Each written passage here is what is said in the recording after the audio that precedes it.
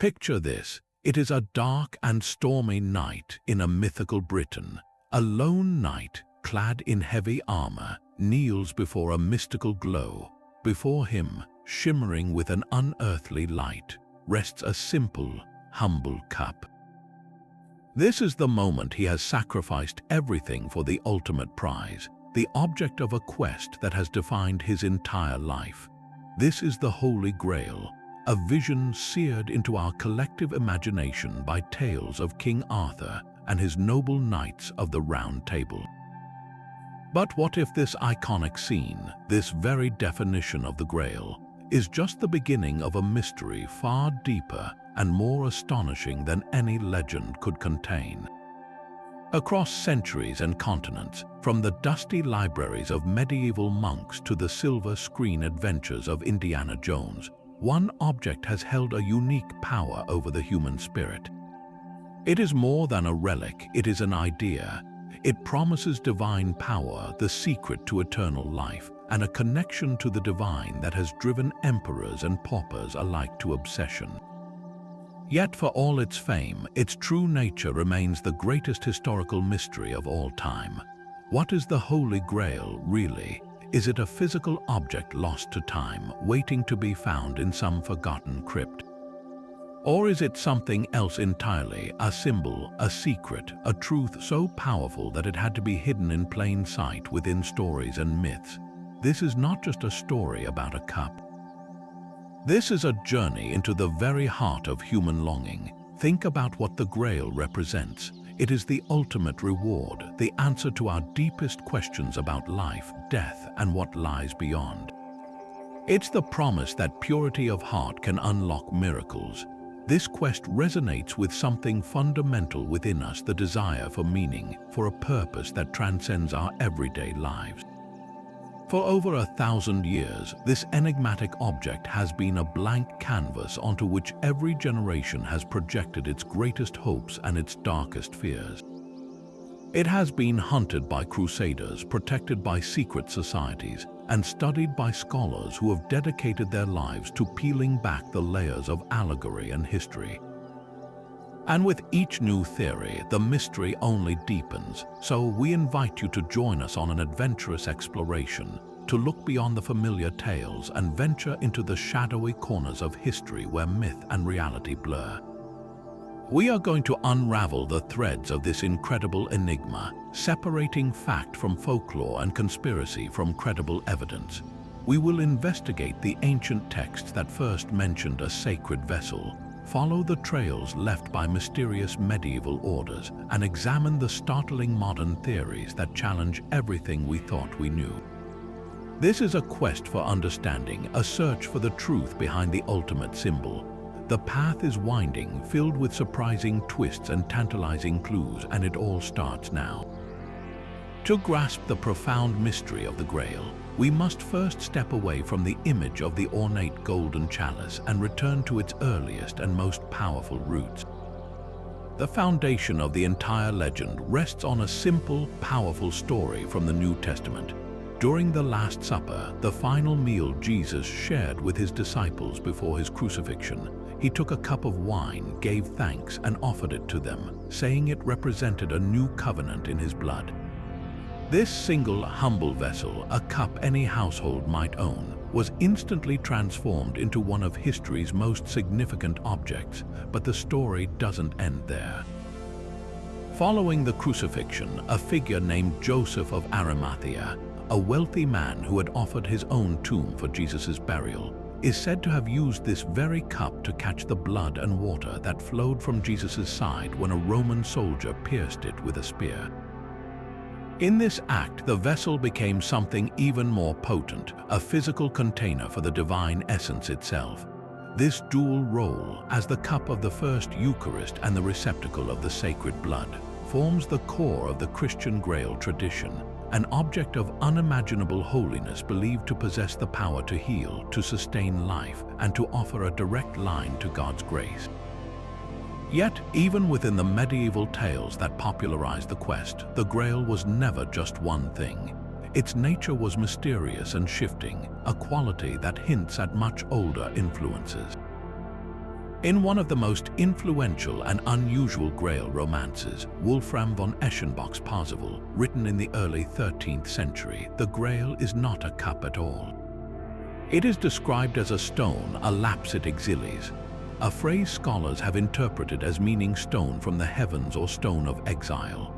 This Grail stone provides endless nourishment, grants eternal youth to those who serve it, and is guarded by an order of knights called the Templars, a clear echo of the real-life Knights Templar. This interpretation suggests a Grail that is less a Christian relic and more a primordial symbol of power and abundance, perhaps drawing from pre-Christian Celtic myths of magical cauldrons that could restore life. This idea of the Grail as something other than a physical object opens the door to even more esoteric interpretations. For some, the Grail is not a thing to be found, but knowledge to be uncovered. It is a secret book, perhaps containing the hidden teachings of Jesus lost to the established church, or a map to enlightenment. This Gnostic view sees the Grail Quest as an inward journey, a search for divine wisdom that exists within each person. The ultimate power it grants is not immortality of the body, but awakening of the soul. Perhaps the most controversial and widely known alternative definition emerged in the modern era, popularized by books like Holy Blood, Holy Grail, and later the Da Vinci Code. This theory proposes that the term Sangreal, the Old French word for Holy Grail, is actually a misinterpretation.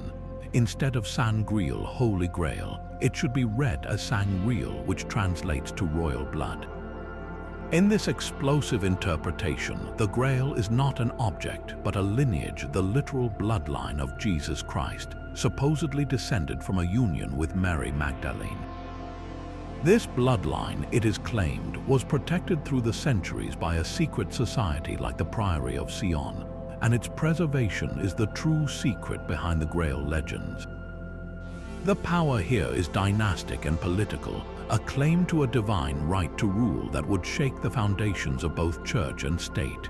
So, from a sacred cup to a heavenly stone, from a book of secrets to a royal bloodline, the definition of the Holy Grail is as fluid as it is fascinating. Its perceived power shifts with its form. As a cup, it offers spiritual salvation and physical healing. As a stone, it promises earthly abundance and longevity. As knowledge, it grants enlightenment, and as a bloodline, it represents a hidden historical truth. This incredible flexibility is the key to its enduring appeal. The Grail is a mirror, reflecting back whatever a society or an individual seeks most deeply, whether it is faith, power, wisdom, or a connection to a hidden past.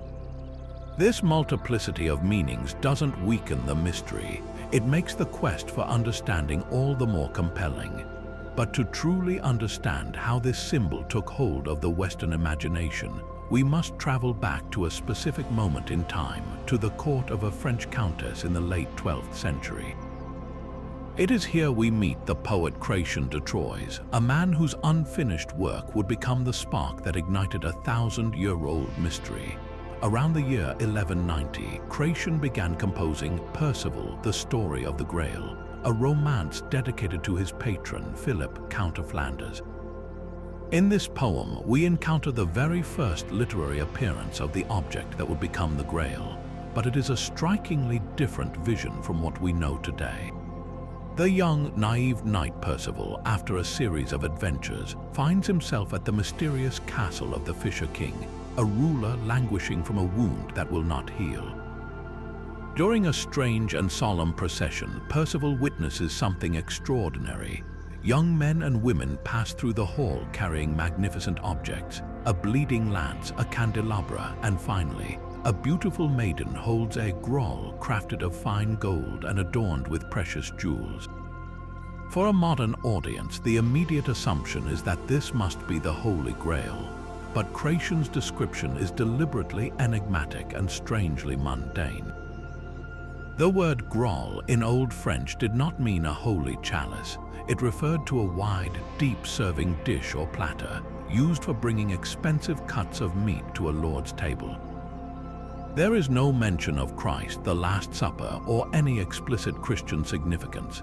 Its power is implied, not explained. It simply glows with a radiant light, and it carries a single communion wafer, which is said to be the sole sustenance for the Fisher King's father.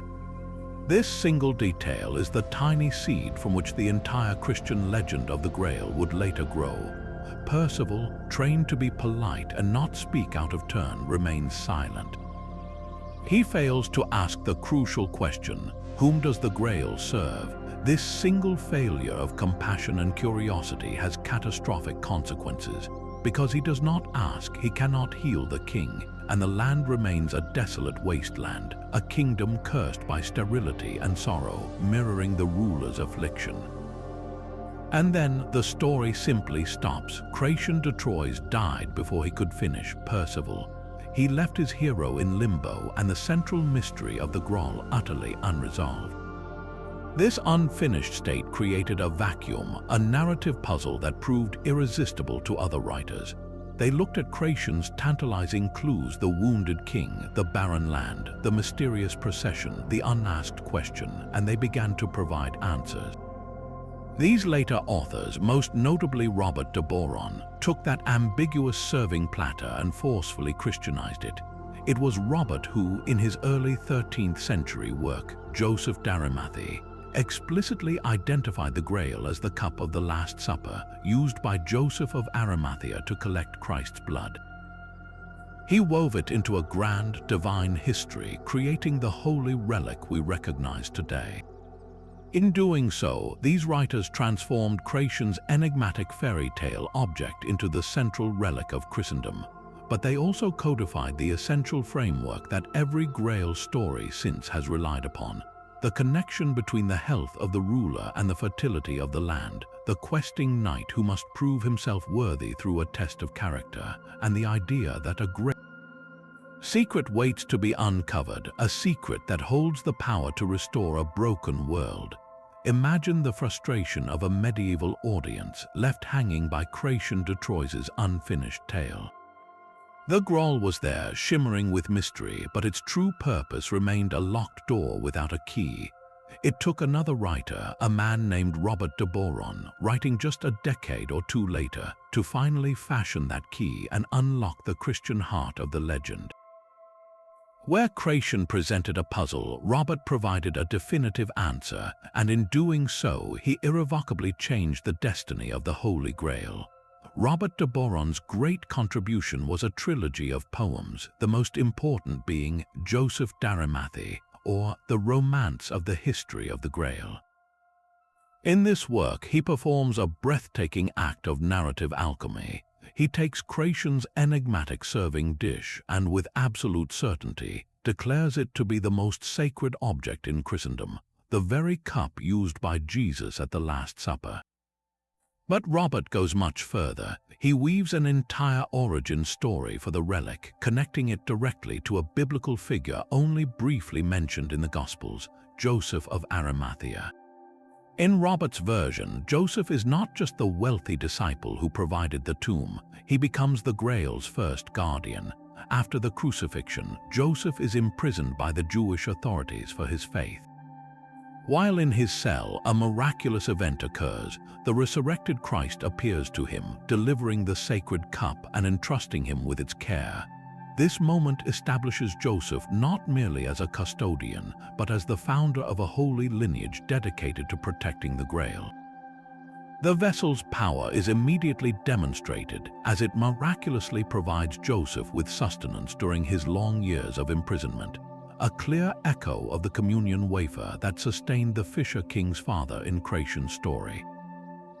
Upon his release, Robert's narrative sends Joseph and his followers on an epic migration. They carry the Grail away from the Holy Land, traveling across the sea to the far-off, almost mythical island of Britain. This was a masterstroke, tying the Grail legend directly to a location that was already steeped in its own ancient Celtic mysteries, and crucially to a specific and powerful institution, Glastonbury Abbey. By the late 12th century, Glastonbury's monks were actively promoting their abbey as a site of immense antiquity and spiritual significance, even claiming it was the legendary Isle of Avalon and the burial place of King Arthur. Robert de Boron's poem provided them with a divine provenance that was even older and more powerful. The Grail, and by extension Christianity itself, was now said to have arrived in Britain with Joseph of Arimathea long before the official Roman mission. This gave the British Church a spiritual primacy and a direct link to the time of Christ that was unrivaled anywhere in Europe. The transformation Robert enacted was total. He took the magical, otherworldly object from Celtic folklore, a cauldron of plenty or a stone of power, and successfully baptized it into the Christian faith. The Grail was no longer a symbol of vague, magical abundance. It was now the physical proof of the Passion, a relic whose holiness came from its direct contact with the blood of Jesus. This shift moved the Grail Quest from the realm of fairy tale into the realm of theology. The knight's journey was no longer just about personal bravery or courtly manners. It became an allegory for the Christian soul's quest for salvation and communion with God. The question Percival failed to ask, "Whom does the Grail serve?" was now reframed as a test of spiritual understanding. By anchoring the Grail in biblical history and giving it a concrete journey to a known location, Robert de Boron created a template that would dominate Grail literature for centuries. He provided the missing backstory that creation had omitted, satisfying the audience's deep desire for explanation and origin. His version made the Grail tangible, something that could, in theory, be found. It set the stage for the great romances that followed, like the Vulgate Cycle and Malory's Le Morte d'Arthur, all of which would build upon his foundational idea of the Grail as the ultimate Christian relic. Because of Robert de Boron, the quest for the Holy Grail became, forever after, a search for a piece of divinity itself, hidden somewhere in the green hills of Britain. Following the powerful foundations laid by creation and Robert de Boron, the legend of the Grail was about to be cast into its most enduring and spectacular form. In the early 13th century, a team of anonymous French authors, likely Cistercian monks, undertook a monumental literary project. The result was a vast collection of prose romances known today as the Vulgate Cycle or the Lancelot Grail Cycle. This was not merely another story. It was an ambitious attempt to create a complete and unified history of the Arthurian world, weaving together the earthly adventures of Camelot with the divine quest for the Grail into a single, seamless tapestry. It is here, in these sprawling narratives, that the Holy Grail truly becomes the absolute centerpiece of the Arthurian saga, transforming the quest from a personal adventure into the spiritual climax of an entire era.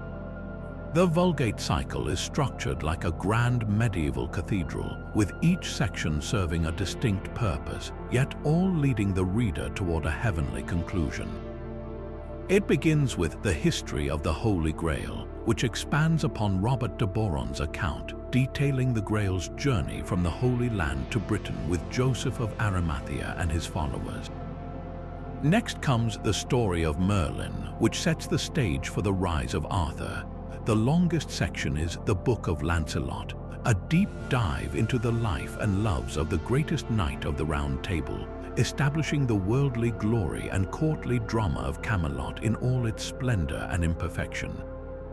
But all of this is merely a prelude to the final two parts, the quest for the Holy Grail and the death of Arthur. This structure is profoundly intentional.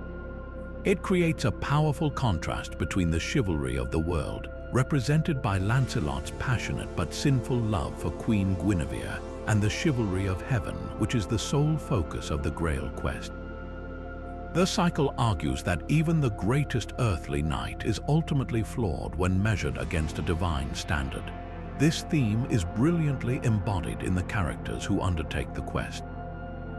When the Grail appears in the Great Hall at Camelot, veiled in white samite and filling the room with heavenly fragrances and miraculous food, it serves as a call to adventure that every knight feels compelled to answer. But the Vulgate Cycle introduces a crucial new rule: the quest is not for everyone. It is a spiritual test that most are destined to fail. The central figure of the earlier tales, Sir Lancelot, is the prime example of this failure. Despite being the most skilled and celebrated warrior in the world, his adulterous love for Guinevere renders him spiritually blind. In one of the cycle's most poignant scenes, Lancelot is granted a distant glimpse of the Grail in a mysterious chamber. He sees the door open and the holy vessel covered by a cloth, but as he approaches, a voice like fire strikes him down, leaving him paralyzed for 24 days as a punishment for his impurity. He is close enough to touch it, yet he cannot because his heart is divided. The quest, therefore, demands a new kind of hero, one of perfect purity.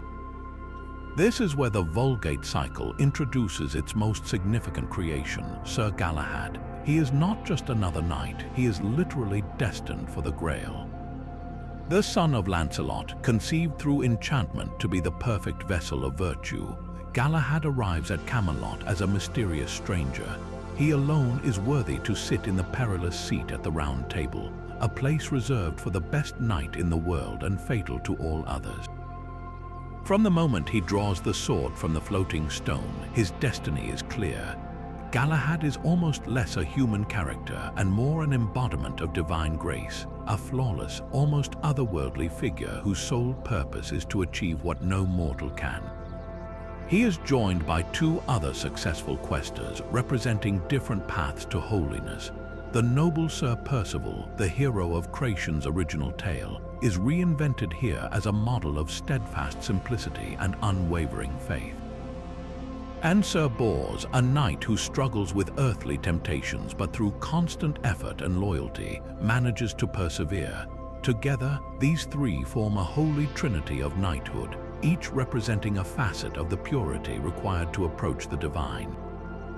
The culmination of their quest is one of the most breathtaking moments in all of medieval literature. After years of wandering and spiritual trials, Galahad, Percival, and Bors finally arrive at the mystical city of Sarras. There, in a vision, they are ushered into a chamber where Joseph of Arimathea, now a bishop, awaits. They witness the Grail unveiled, and from it emerges a figure of Jesus Christ himself who offers them communion. For Galahad, this is the ultimate union. He prays to be released from his earthly body at this moment of supreme ecstasy, and his request is granted. As his soul ascends to heaven, the Grail, its earthly purpose fulfilled, ascends with him, never to be seen by human eyes again. This ending is profoundly significant. The Grail is not found and brought back to Camelot to restore the kingdom. Instead, it is taken away. The message is stark and clear. The spiritual perfection required to even behold the Grail is so absolute that it is incompatible with the flawed, sinful world of men. The golden age of Arthur is doomed not despite the quest, but almost because of it. The achievement of the ultimate spiritual goal highlights the impossibility of maintaining that perfection on earth, setting the stage for the tragic fall of Camelot that follows immediately in the narrative. The Vulgate cycle thus cemented the Grail not as a trophy to be won, but as a transcendent mystery that judges the world and then withdraws, leaving behind a legacy of awe and an unanswerable longing. But as the French tradition solidified the Grail as a Christian relic, a completely different and startlingly original vision was emerging in the German-speaking lands, thanks to the work of a knight and poet named Wolfram von Eschenbach. Around the year 1210, Wolfram penned his epic masterpiece, Parzival, a work that stands as a magnificent and baffling outlier in the Grail literature. Wolfram begins his poem with a bold and almost confrontational claim.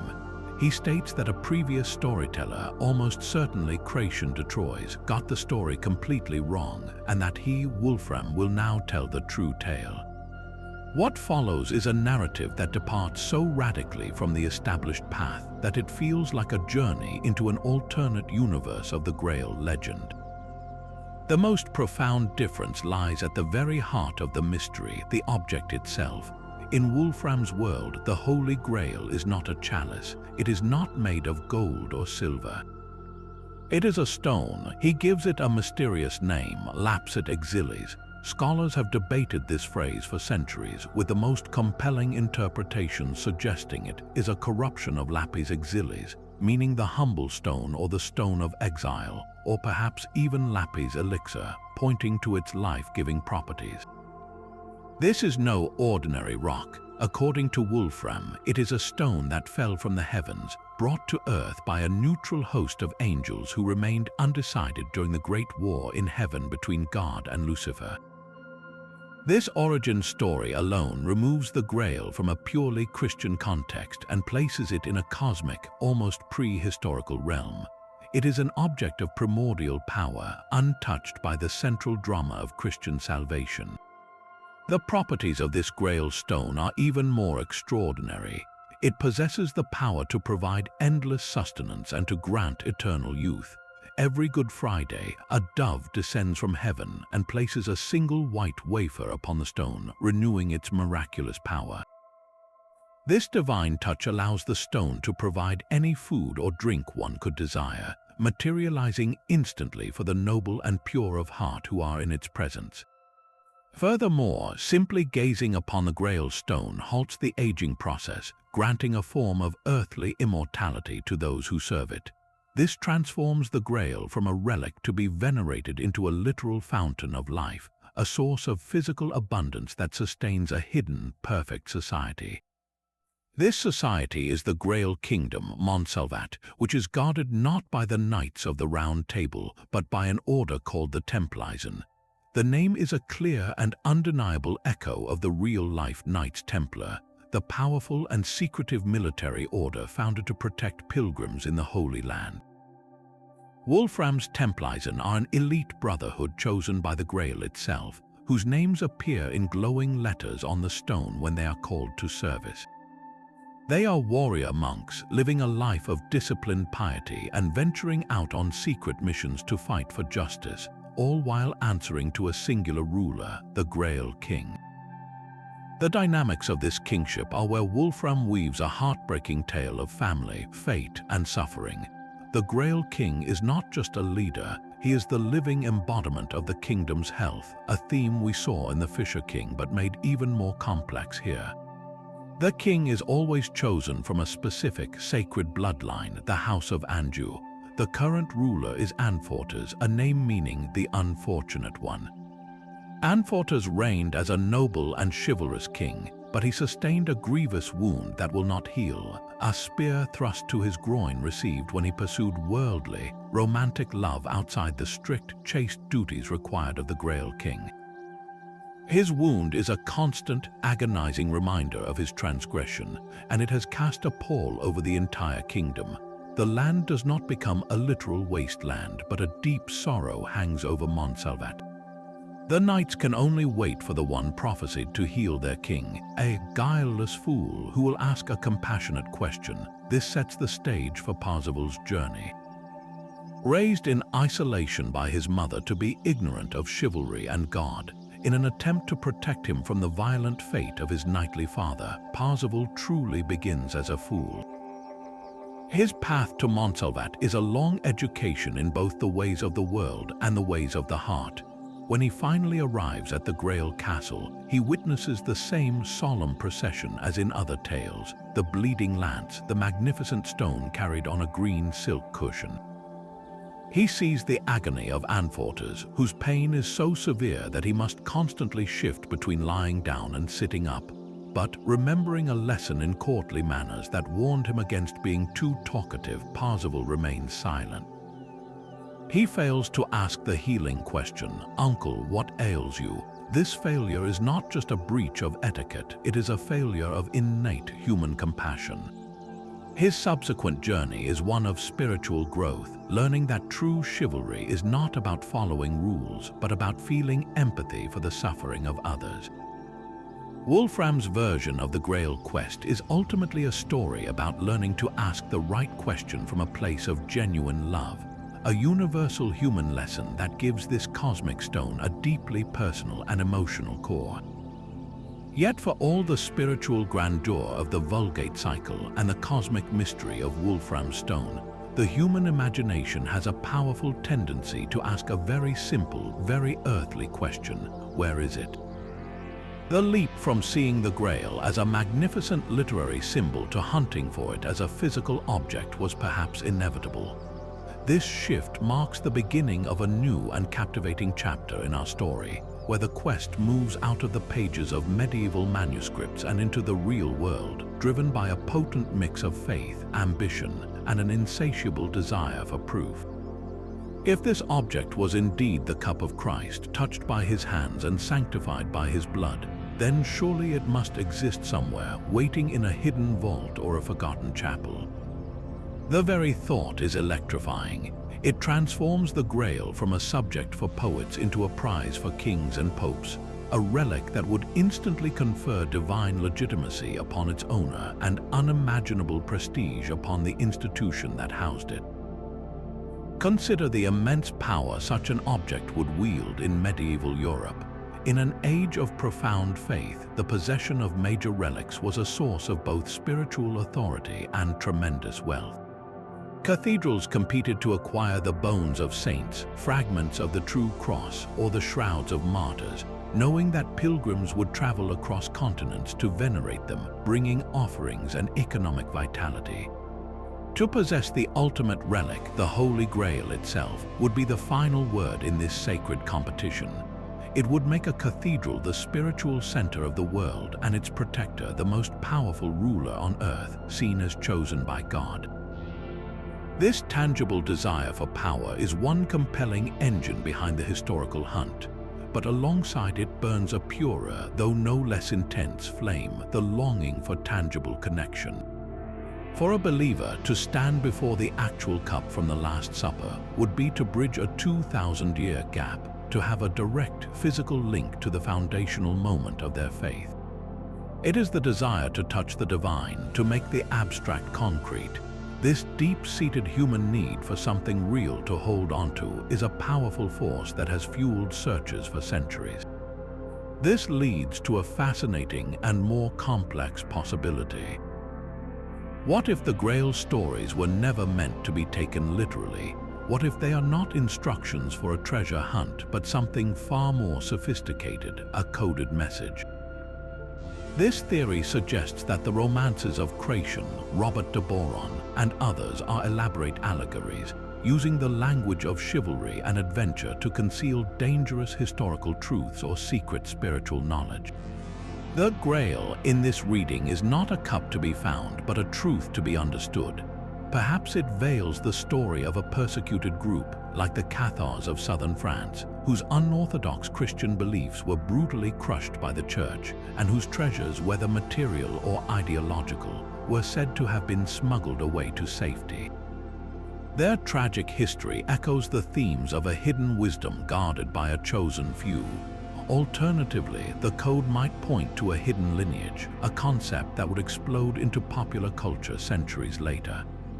The idea that the Sangreal is actually Sangreal, or royal blood, proposes that the Grail is a metaphor for the survival of a sacred bloodline, perhaps descending from Jesus himself. In this scenario, the Knights Templar, with their sudden wealth, mysterious practices, and tragic downfall, become the perfect historical candidates for the role of the Grail Guardians, the Templisen of Wolfram's tale. Their real-life story of rise and fall is so dramatic that it seems to mirror the arc of a Grail romance, inviting speculation that they weren't just pious warriors, but the protectors of a monumental secret that threatened the very foundations of the medieval world. The quest for a physical object and the deciphering of an allegorical code are two sides of the same coin, both stemming from the conviction that behind the beautiful poetry of the Grail legends lies a reality, either a thing of immense power or a truth of earth-shattering consequence. Of all the physical objects that have laid claim to the title of Holy Grail, perhaps none has a more compelling and documented historical trail than the one housed in the Cathedral of Valencia in Spain. This is the Valencia Chalice, and it presents a case that is both astonishingly tangible and deeply mysterious. The artifact itself is a masterpiece of layered history. At its heart is a simple, beautiful cup carved from a single piece of dark brown agate. This is the part that matters most. Scientific analysis confirms this stone vessel dates from between the 1st century before Christ and the 1st century after, placing it squarely in the right time and place to have been on a table in Jerusalem. It is exactly the kind of elegant but not overly ornate cup a wealthy man like Joseph of Arimathea might have owned. This ancient core is then encased in an utterly breathtaking medieval reliquary, a work of supreme craftsmanship in gold, alabaster, and pearls, added centuries later to honor and protect the humble stone cup at its center. The visual contrast is powerful, the unadorned, ancient artifact cradled within a jeweled testament to the fervent belief it inspired. The documented journey of this chalice is what truly sets it apart. Its history can be traced step by step through centuries of records. Tradition holds that Saint Peter himself brought the cup to Rome after the martyrdom of many early Christians. There it was venerated by the earliest popes. To keep it safe from persecution, it was hidden away. Centuries later, when Muslim armies threatened Spain, a monk was dispatched from Rome to the relative safety of the Christian kingdom of Aragon, carrying the sacred relic with him. It found a home in the monastery of San Juan de la Peña, a dramatic fortress-like monastery built into a cliff face, a fittingly mystical hiding place for such a treasure. From there, it passed into the possession of the kings of Aragon and finally, in the 15th century, to the cathedral in Valencia, where it has remained as the centerpiece of the cathedral's collection, drawing pilgrims and scholars from around the world. The arguments for its authenticity are strong and logical. The agate cup is undeniably from the correct historical period. Its journey from Rome to Spain, while relying on tradition, is supported by a paper trail of medieval inventories and papal documents that few other claimants can match. Furthermore, the style of the cup is consistent with known Judeo-Roman tableware of the era. Proponents argue that its very simplicity argues for its truth. A later forgery would likely be more ornate, more obviously holy looking. This is an object that feels genuine in its humility. However, skeptics raise several powerful counter-arguments. The biggest question is the gap between the time of Christ and the first clear historical records mentioning this specific chalice. While its material is ancient, its provenance, though impressive, only becomes concretely documented in the medieval period. Critics suggest that a pious legend may have become attached to a genuinely old and beautiful cup, a common occurrence in an age hungry for relics. The magnificent medieval mounting, they argue, is evidence of this fervent belief, but not necessarily proof of the cup's original identity. The journey from Rome, while plausible, relies on traditions that were written down centuries after the fact. Ultimately, the Valencia Chalice stands as the most credible candidate from a historian's perspective, a real object with a traceable past that aligns tantalizingly with the legend. Yet, like all things related to the Grail, it exists in that space between faith and fact, a silent stone vessel that holds within its curve the weight of 2,000 years of hope. While the Valencia Chalice presents a case rooted in papal history and scientific dating, another contender emerges from the misty hills of Wales with a story woven from folklore, desperation, and the raw power of local belief. This is the Nanteo's Cup, and its tale is as haunting as the crumbling mansion it once called home. Unlike the ornate Valencia Chalice, this object is startling in its simplicity.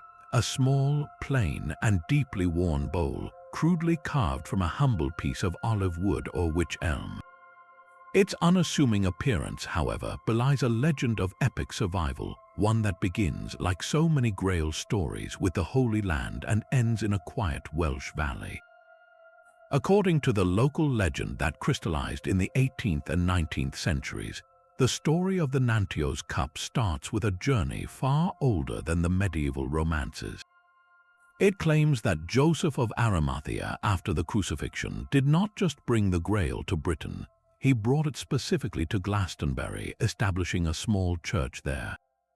For centuries, the sacred vessel was said to have been kept safe by the monks of Glastonbury Abbey, a secret treasure passed down through generations.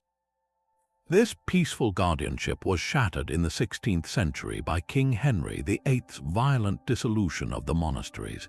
As the king's commissioners descended upon religious houses across England, seizing their wealth and destroying their buildings, the monks of Glastonbury faced a desperate race against time. The legend says that a small group of them fled westward, carrying their most precious relic with them, seeking refuge in the remote wilderness of Wales. They found sanctuary at a Cistercian abbey called Strata Florida, and when that too fell under the shadow of the dissolution, the cup was entrusted for safekeeping to a loyal local family, the Powells of Nantio's mansion. There for generations, the cup remained not as a museum piece, but as a living object of faith. It was this era that gave birth to its most enduring reputation, the power to heal. The family tradition held that the cup possessed miraculous properties. Those suffering from illness or injury would travel to the mansion and be allowed to borrow the sacred bowl. The method of healing was very specific and deeply intimate. The ailing person would take the cup home, fill it with water or wine, and drink from it. Alternatively, they might simply hold the worn wooden rim against their lips. Over the years, the stories grew. It was said that the cup had the power to cure any ailment, and the evidence was pointed to the deeply grooved lip of the bowl, worn away not by time alone, but by the countless lips of the hopeful and the faithful who had sought its comfort. This physical trace of human suffering and hope became proof of its power, a testament to the strength of belief that transcended any need for historical documentation. For a long time, the legend was powerful enough on its own. The cup resided at Nantio's mansion, a tangible, touchable relic in a way the distant Valencia Chalice could never be. It was part of the landscape, part of local identity, but in the modern era, such legends inevitably face the scrutiny of science. In 2014, a fragment of the cup, which had broken off years earlier, was subjected to radiocarbon dating at the University of Aberystwyth.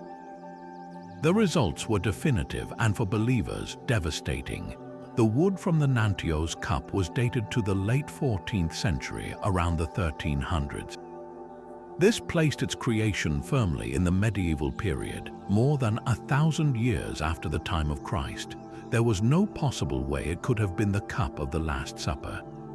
On the surface, this scientific analysis seems to shatter the Nantio's cup's claim entirely, but in a strange way, it opens up a far more fascinating chapter in its story. The dating doesn't necessarily disprove a connection to Glastonbury. It simply recontextualizes it. The cup could indeed be a medieval relic from Glastonbury Abbey, perhaps a pilgrim's memento or a vessel used in their ceremonies, which was then smuggled to Wales during the dissolution. The legend, passed down orally, may have attached itself to this physical object over time, transforming a revered monastic artifact into the Holy Grail. The power of the Nantio's cup, then, lies not in its provenance but in its biography, the story that communities built around it. It became a symbol of resistance against religious persecution, a vessel for hope in times of sickness, and a focal point for centuries of unwavering local faith. The scientific date may have debunked its literal origin, but it could not erase the profound meaning it held for those who truly believed in its power, a power that proved itself not in a laboratory, but in the hearts of those who drank from it. Yet another remarkable claimant to the Grail title takes us to the bustling Italian port city of Genoa, and to an object whose story is a captivating lesson in how desire can reshape reality. Housed with great reverence in the city's Museo del Tesoro is the Sacro Catino, or Sacred Basin. For centuries, this artifact was venerated as the true Holy Grail, and its journey to Italy reads like a page from a high-stakes adventure. Unlike the stone cup of Valencia or the wooden bowl of Nantio's, the Sacro Catino is visually striking and utterly unique. It is a shallow, hexagonal bowl about the size of a large platter, and for the longest time it was believed to be carved from a single gigantic emerald. This belief in its precious material was central to its legend, adding a layer of unimaginable wealth to its already immense spiritual significance. The story of how this object came to Genoa is tied to the violent tumult of the Crusades. In the year 1190, the Genoese fleet, under the command of Admiral Guglielmo Imbriaco, joined the forces of the Third Crusade besieging the Palestinian port city of Acre. After a grueling 2-year siege, the city fell to the Crusaders. As their reward for naval support, the Genoese were granted a vast share of the spoils, a treasure trove that reportedly included a magnificent green bowl of exceptional beauty taken from the great mosque of Acre. The Genoese, convinced they had found something of profound importance, transported it back to their homeland as a supreme war trophy, a sacred prize wrested from the Muslim world. They believed it was not just any bowl, but the actual emerald chalice used by Christ at the Last Supper. The connection seemed logical to a medieval mind. Such a precious object, worthy of a king, must have found its way to the Holy Land, and its recovery was a divine validation of their crusading cause. Back in Genoa, the Sacro Catino became the city's most precious relic, a symbol of its power and piety. It was enshrined in the Cathedral of San Lorenzo, and its existence was a source of immense civic pride. The belief that it was made of emerald was not questioned. It was a fact that amplified its holiness. This emerald was said to possess a miraculous origin of its own, with some legends claiming it had been a jewel that fell from Lucifer's crown during the war in heaven. The object was so valuable that its safety was a constant concern. Historical records show that over the centuries it was meticulously guarded, and on several occasions it was even pawned to finance the city's wars, always to be redeemed later. A clear indication of the immense tangible and symbolic value placed upon it. The turning point in this centuries-old belief came with the rise of Napoleon Bonaparte. In the early 1800s, as his armies swept across Europe, Napoleon's thirst for art and treasure led him to Genoa. The Sacro Catino, as one of the city's greatest treasures, was seized and shipped off to Paris along with countless other spoils of war. This forced relocation, while an act of plunder, ironically set the stage for a shocking discovery. After Napoleon's fall, the object was returned to Genoa in 1816, but the journey had been rough and the sacred bowl had not survived unscathed. It was damaged with a piece broken off. This breakage, while a tragedy for the faithful, provided the first tangible clue to its true nature. For the first time, people could see the material from the inside.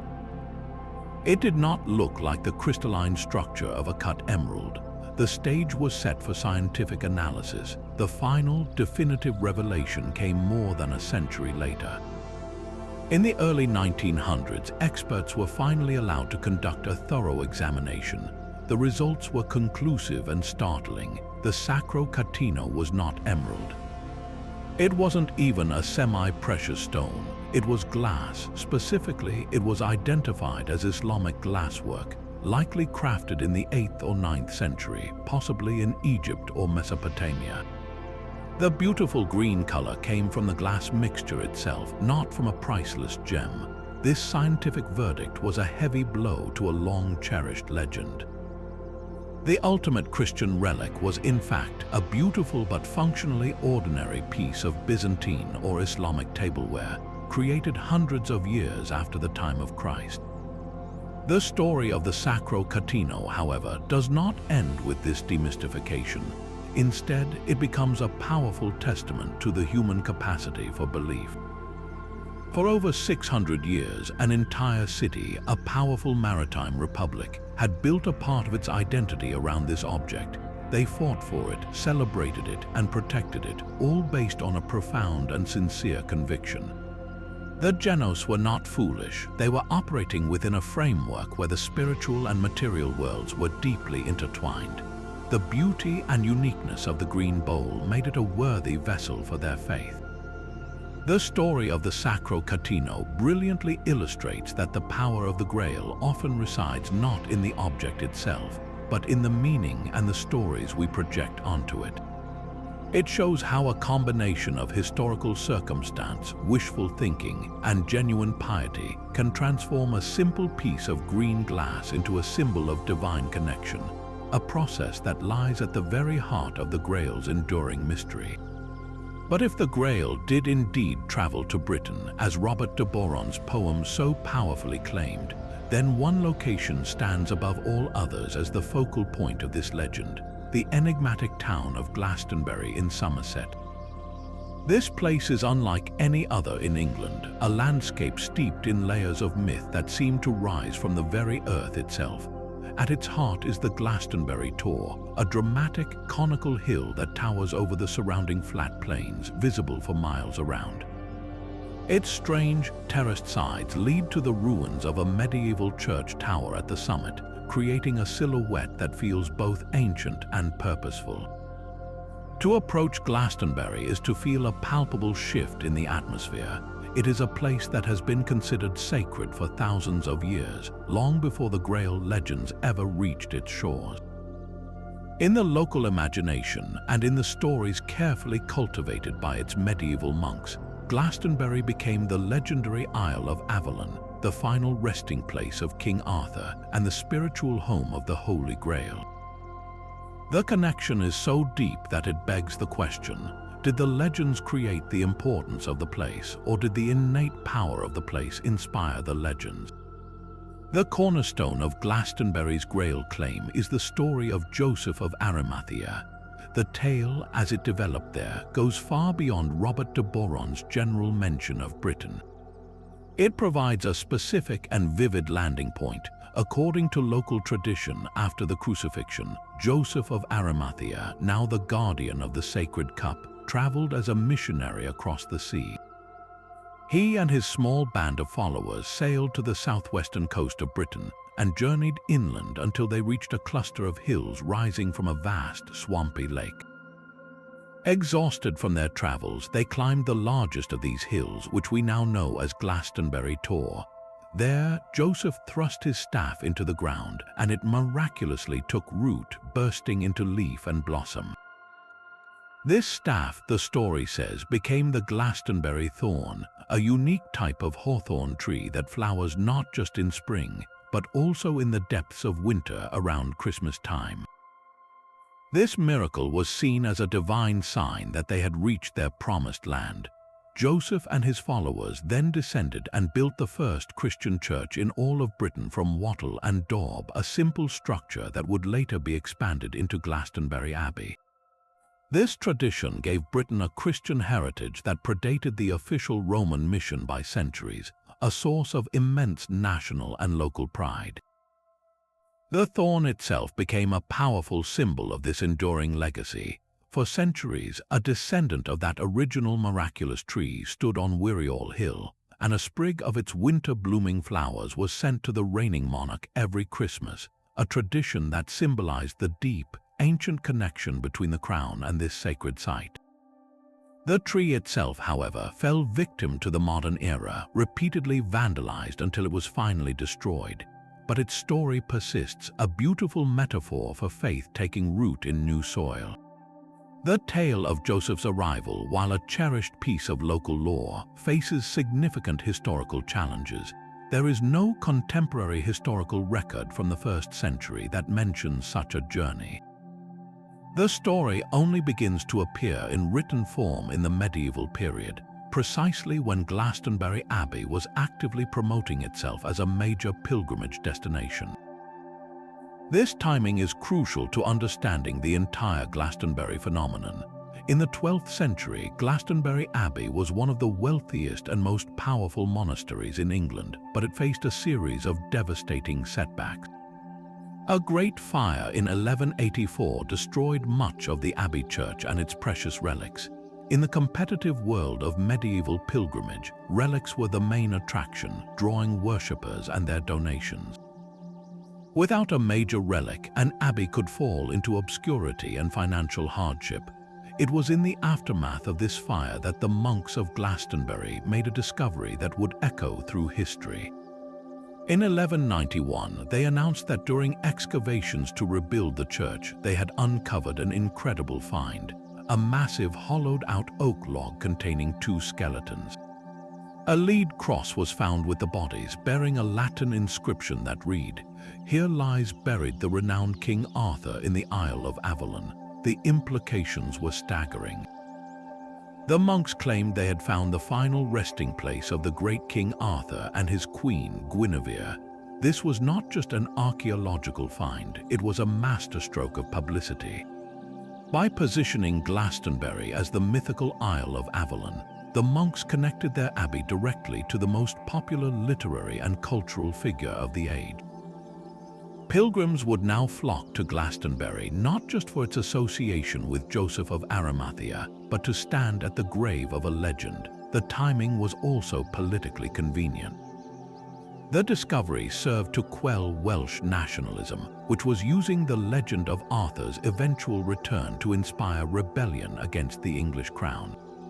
By proclaiming Arthur was not only dead but buried in English territory, the Glastonbury monks provided a powerful propaganda tool for King Henry II, who some sources suggest may have even encouraged the discovery. Most modern historians view the excavation with deep skepticism, seeing it as a brilliantly executed forgery designed to restore the abbey's fortunes and prestige. The lead cross itself, which survived for centuries before disappearing in the 18th century, was likely a contemporary fabrication, yet the stunt worked perfectly. It forever cemented Glastonbury's identity as the heart of the Arthurian world. And since the Grail Quest was the spiritual climax of the Arthurian saga, it was a natural next step for the abbey to fully embrace and promote its connection to Joseph of Arimathea and the Grail he supposedly brought there. The two legends, Arthur and the Grail, became intertwined at Glastonbury, each reinforcing the other. The abbey's own history, written and rewritten by its monks, increasingly emphasized Joseph's founding role, creating a seamless narrative that stretched from the time of Christ to the age of chivalry. So, while the historical evidence for Joseph's visit may be thin, the cultural and spiritual power of Glastonbury as a focal point for the Grail mystery is undeniably real, a testament to the enduring human need to anchor our greatest stories in a specific, touchable place. But no discussion of the Grail's earthly guardians would be complete without turning to the most enigmatic and compelling candidates of all, the Knights Templar.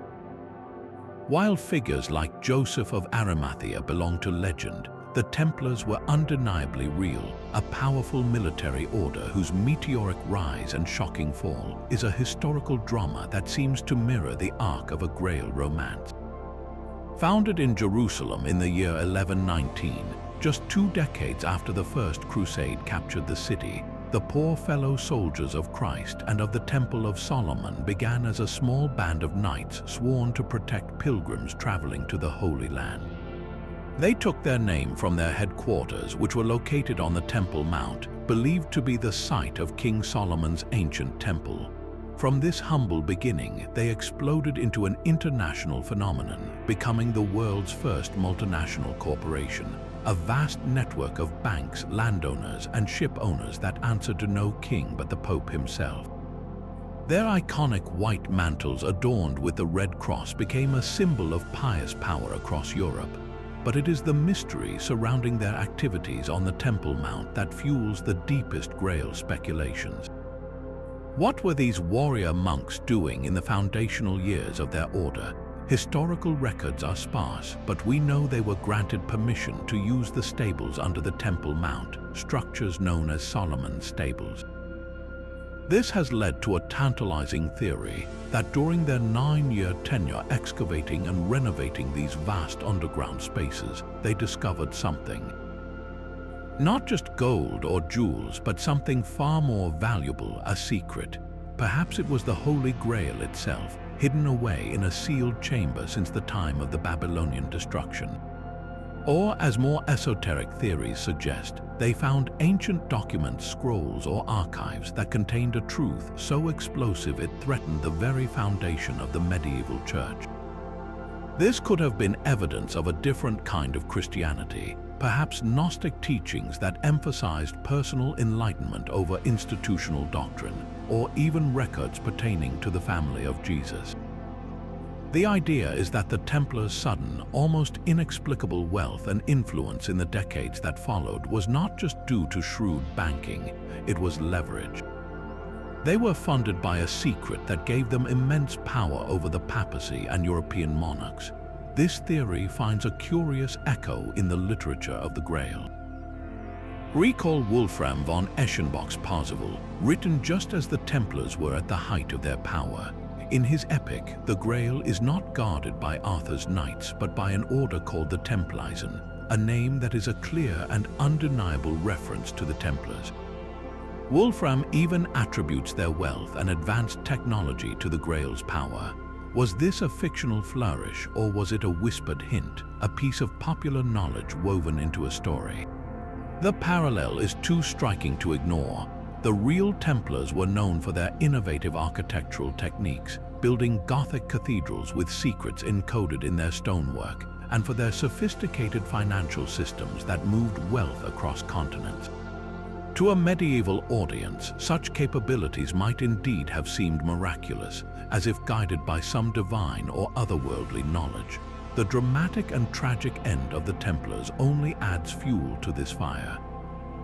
On Friday, October 13, 1307, King Philip IV of France, deeply in debt to the order, launched a coordinated dawn raid across his kingdom, arresting hundreds of Templars, including the Grand Master Jacques de Molay. The charges were horrific: heresy, idol worship, spitting on the cross, and engaging in homosexual acts. Under brutal torture, many Templars confessed to these crimes, though most later recanted. Central to the accusations was the worship of a mysterious idol known as Baphomet.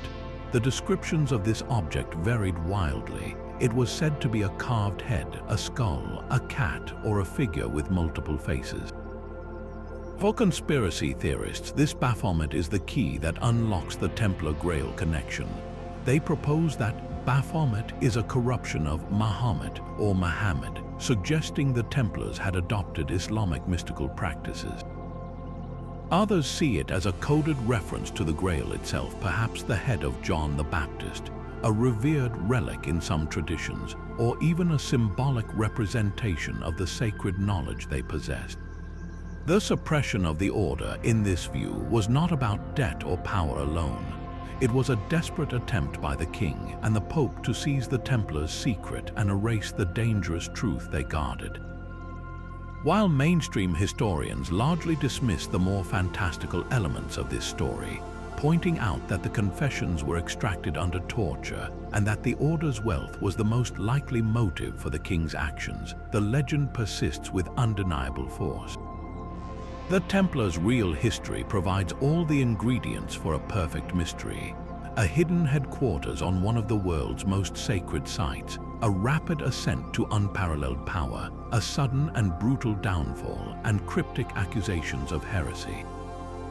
Their story fits the archetype of the Grail Guardian so perfectly that it has become inseparable from the myth. They represent the idea that the truth behind the Grail is not just a spiritual quest but a historical one, a secret so potent that it could build an empire and just as quickly destroy it, leaving behind only whispers and a legacy of intrigue that continues to captivate us 700 years later.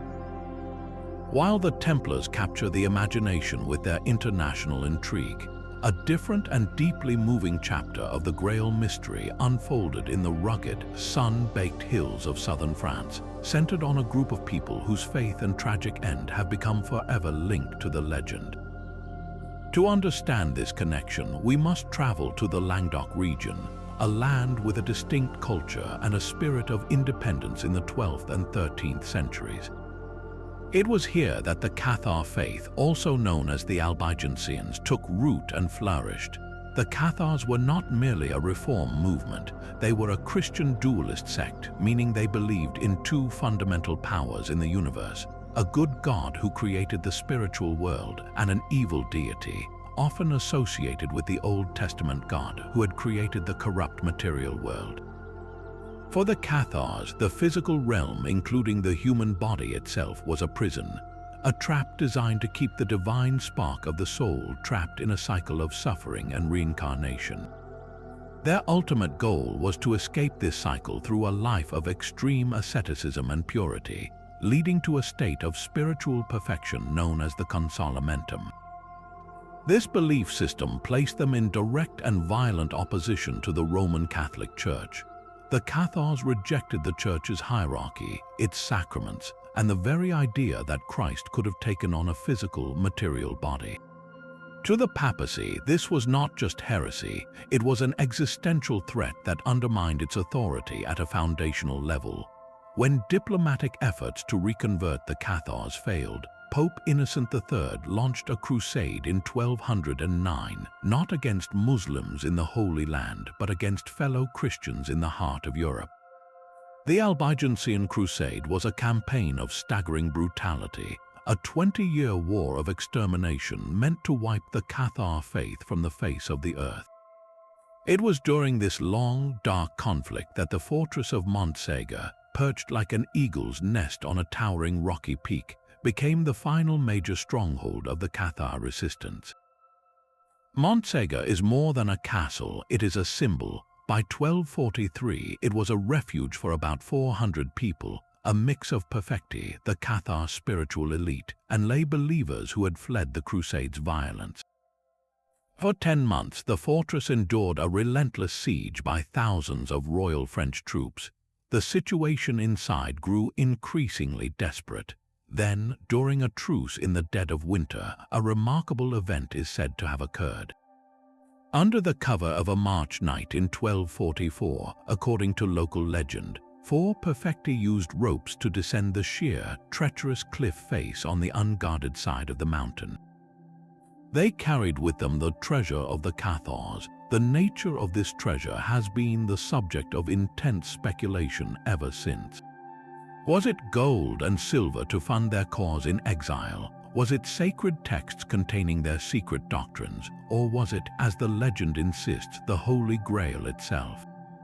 This story powerfully resonates with the archetype of the Grail as a hidden wisdom protected by a persecuted few.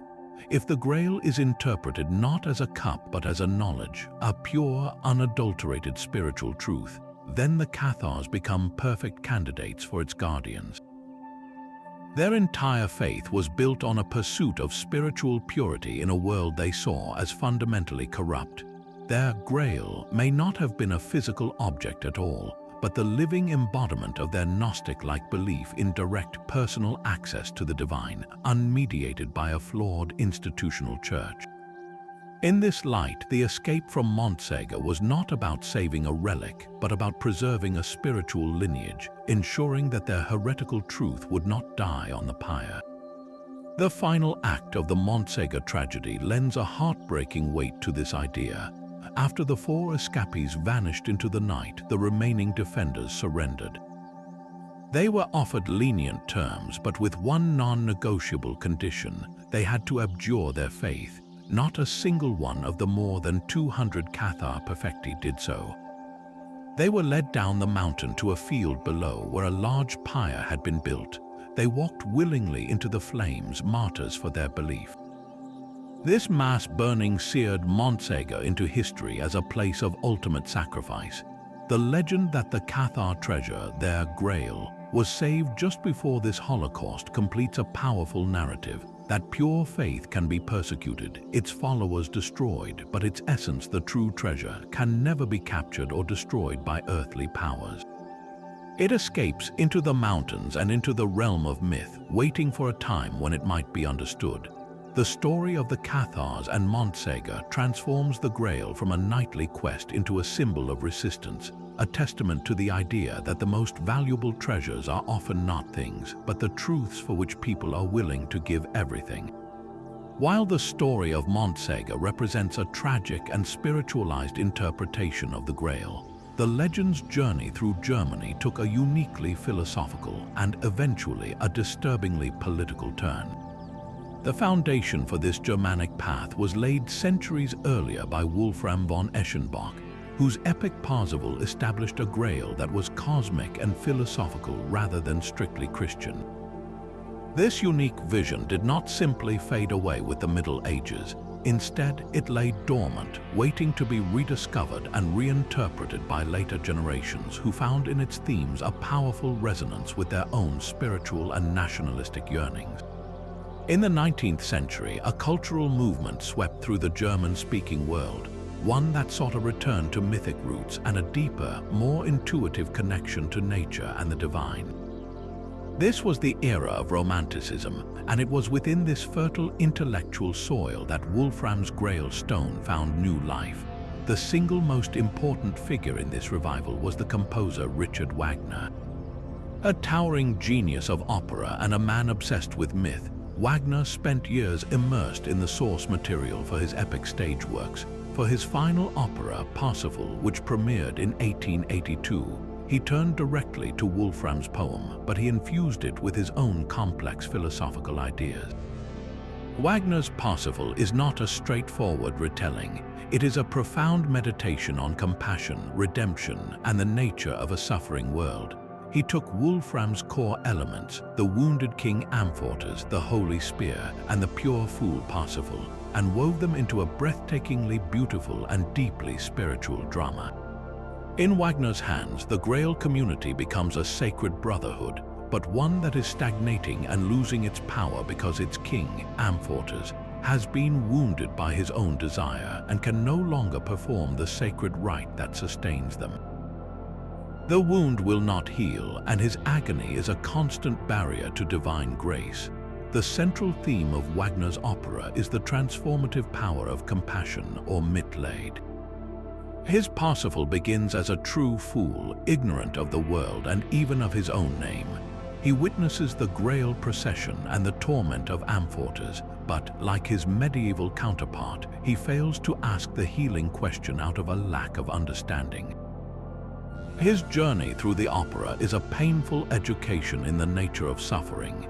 He is seduced by the enchantress Kundry and resists, but it is only when he himself feels the spiritual agony of Amfortas, a pain that strikes him like a physical blow, that he achieves enlightenment. He cries out, "Amfortas, the wound, I see the spear wound bleed."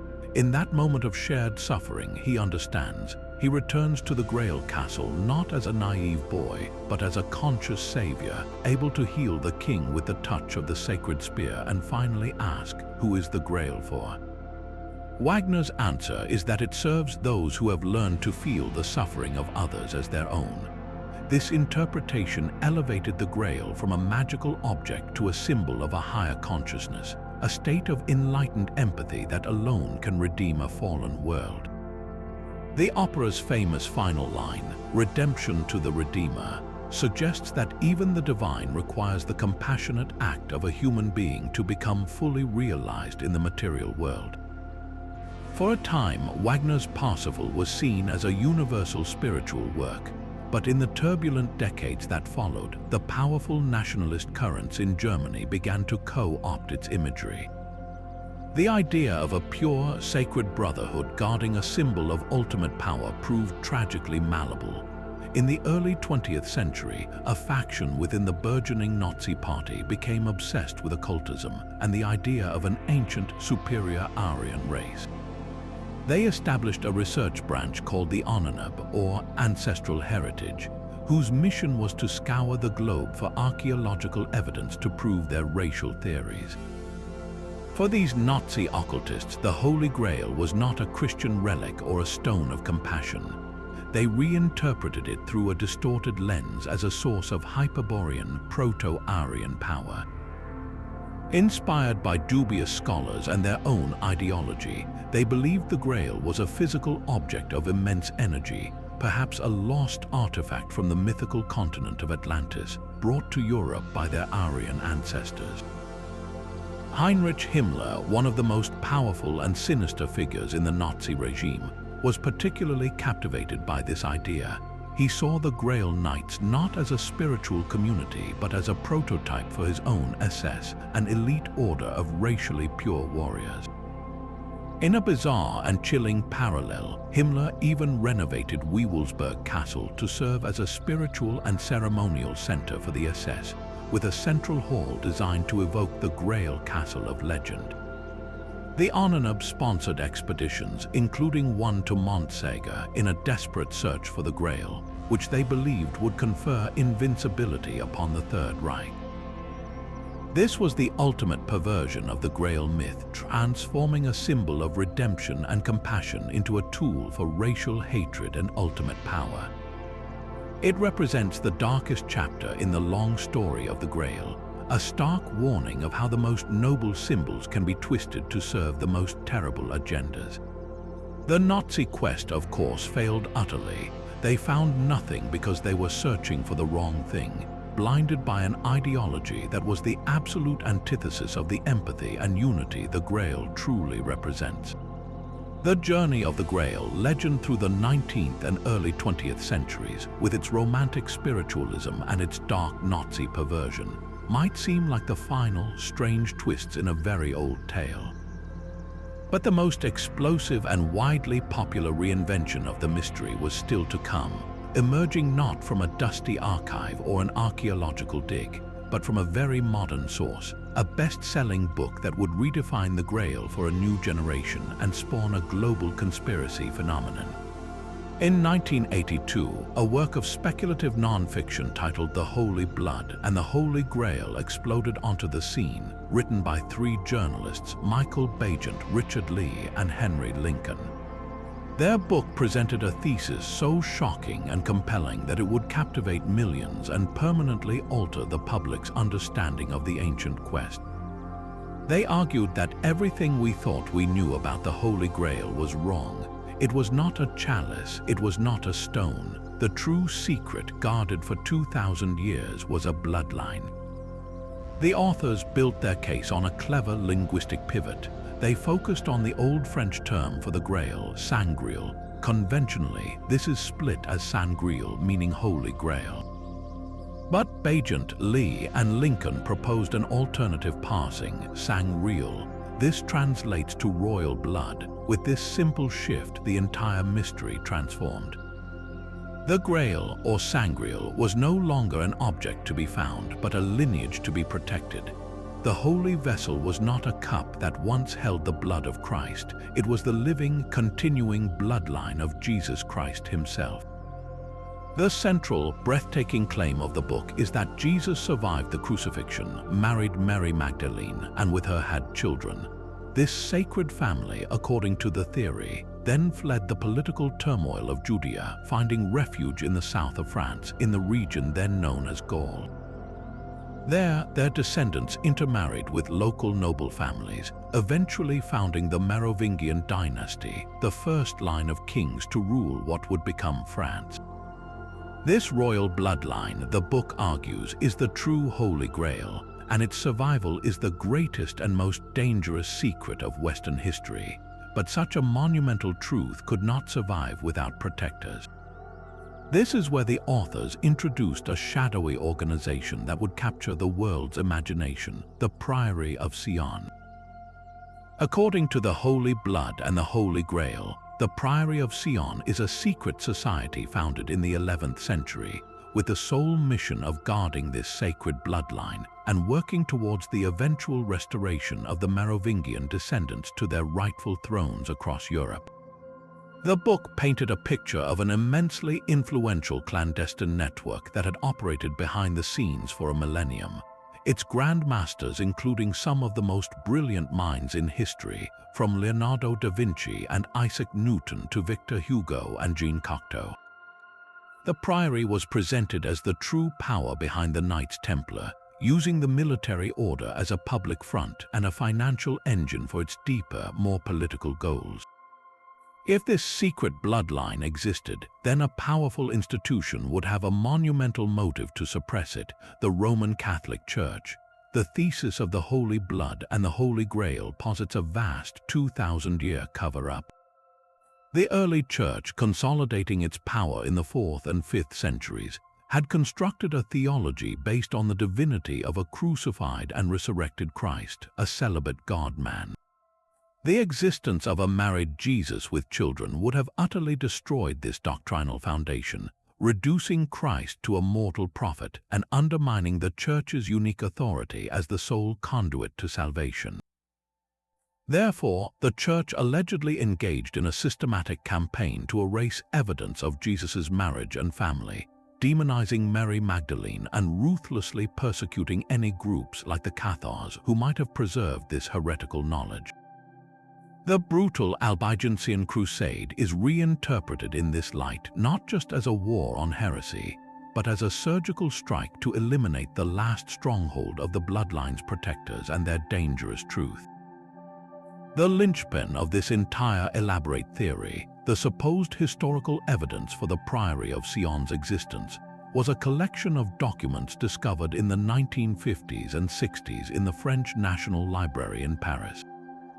Known as the dossiers secrets or secret dossiers, these papers contain genealogies, lists of grand masters, and various proclamations, all pointing to the enduring activities of the priory. For the authors of the Holy Blood and the Holy Grail, these documents were a smoking gun, the leaked archive of the secret society itself. However, this foundation would later be revealed as the theory's greatest weakness. In the years following the book's publication, investigative journalists and historians determined that the dossier's secrets were almost certainly an elaborate hoax, forged in the mid-20th century by a man named Pierre Plantard. Plantard, a French monarchist with a vivid imagination and a history of creating fringe groups, had crafted the entire mythology of the Priory of Sion, planting the documents in the library to give his fabrication an air of authenticity. The list of famous Grand Masters was a fantasy, and the Priory of Sion as a centuries-old society was a modern invention. Yet, the exposure of the hoax did little to diminish the appeal of the theory. The power of the Holy Blood and the Holy Grail lies not in its historical accuracy, but in its narrative brilliance. It masterfully wove together disparate threads: the Grail romances, the Knights Templar, the Cathars, Rennes le Chateau, and Leonardo da Vinci's art into a single, seamless, and thrilling story. It tapped into a deep public skepticism toward powerful institutions, particularly the Church, and offered an alternative history that was more mysterious and romantic than the official version. The book transformed the Grail from a remote religious symbol into a living, breathing mystery with implications for our own time, suggesting that the descendants of Jesus might still be among us. This potent mix of religion, history, conspiracy, and romance proved irresistible, creating a template for populist history that would influence countless works to come. Most notably Dan Brown's record-shattering novel The Da Vinci Code, which brought the Sangreal thesis to hundreds of millions more readers. The legacy of the Holy Blood and the Holy Grail is therefore a paradox. It is likely based on a fabrication, but it succeeded in reinvigorating the Grail legend for the modern world, proving that the true power of the mystery often lies not in factual truth, but in the compelling story it tells. If the Holy Blood and the Holy Grail provided the intellectual blueprint for a modern Grail conspiracy, then Dan Brown's The Da Vinci Code was the architectural marvel built upon it, a structure so compelling and accessible that it welcomed the entire world inside. Published in 2003, the novel became a global supernova, selling over 80 million copies and sparking a cultural conversation that reached far beyond the typical audience for historical mysteries. Its genius lay not in presenting new facts, but in its masterful narrative engine. Brown took the dense, scholarly-sounding claims of Bagent, Lee, and Lincoln and wrapped them in the breakneck pace of a contemporary thriller. The story begins with a murder in the Louvre Museum, instantly plunging the reader into a world where ancient secrets are protected by a shadowy cabal and hunted by a ruthless, zealous organization. The protagonist, Harvard symbologist Robert Langdon, is not a dusty academic but an action hero who deciphers clues with a combination of intellectual prowess and physical daring. This formula transformed the potentially dry subject of Grail lore into an irresistible, page-turning adventure. Central to the novel's captivating power is its clever use of real-world locations and artworks, inviting readers to believe they were being let in on a hidden truth hiding in plain sight. The plot's central conceit is that the Renaissance master Leonardo da Vinci was a grand master of the secret priory of Sion, and that he embedded clues about the true nature of the Holy Grail into his most famous paintings. Brown's interpretation of the Last Supper is perhaps the most iconic example. He points out that the figure to Jesus' right, traditionally identified as the Apostle John, appears youthful, delicate, and feminine. The novel asserts that this is not John at all, but Mary Magdalene, seated in the position of utmost honor. Furthermore, the novel highlights the iconic V-shaped gap between Jesus and this figure, suggesting it forms a sacred feminine symbol, a chalice-like shape representing the womb, the actual Holy Grail that carried the royal bloodline of Christ. For millions of readers, this was a revelation. They could look at a reproduction of a world-famous painting and feel the thrill of discovery, of seeing something the establishment had supposedly missed for centuries. Similarly, Brown's reading of the Mona Lisa as an androgynous self-portrait embodying a union of male and female principles, and his focus on the pagan symbolism in the Madonna of the Rocks, made art history feel like a thrilling detective story. It created the powerful illusion that anyone with the right key could unlock these secrets. The novel's climax drives this point home by leading its characters to a very real and enigmatic place, Rosslyn Chapel in Scotland. Tucked away in a quiet glen just south of Edinburgh, Rosslyn is a 15th century chapel so extravagantly carved with intricate symbols, biblical scenes, and pre-Christian motifs like the Green Man that it has long been a magnet for speculation. In the Da Vinci Code, Rosslyn is presented as a final resting place, not of the Grail itself, but of the documents that prove the existence of the sacred bloodline. It is depicted as a sanctuary built by the Knights Templar, guarding the truth until the time is right for its revelation. For countless fans of the book, a pilgrimage to Rosslyn Chapel became a necessary part of their engagement with the story. They would travel from across the globe to see the famous apprentice pillar and search the thousands of carved stones for hidden messages, turning a historical site into a tangible touchpoint for a fictional narrative. The chapel's own mysterious aura perfectly served the novel's purpose, blurring the line between its real, unexplained symbolism and the fictional secrets Brown layered upon it. The unprecedented success of the Da Vinci Code inevitably sparked a fierce and widespread backlash, particularly from religious and academic circles. The Catholic Church condemned the book's historical claims as slanderous fiction, while historians and art critics penned numerous books and articles debunking its central premises.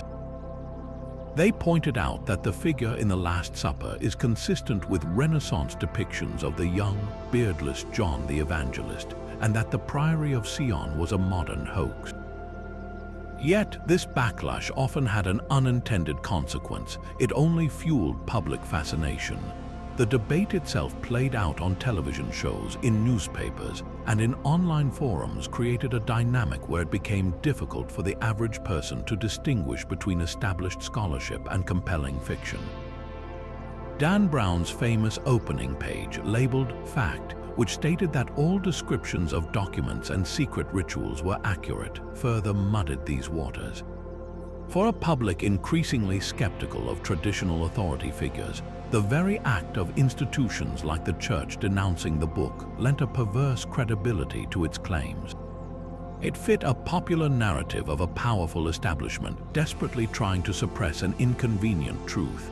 Ultimately, the profound and enduring resonance of the Da Vinci Code can be traced to a single, powerful idea it placed at the story's core: the sacred feminine. Brown's novel presented a grand historical narrative not just about a hidden bloodline, but about the systematic suppression of the feminine principle by the patriarchal church.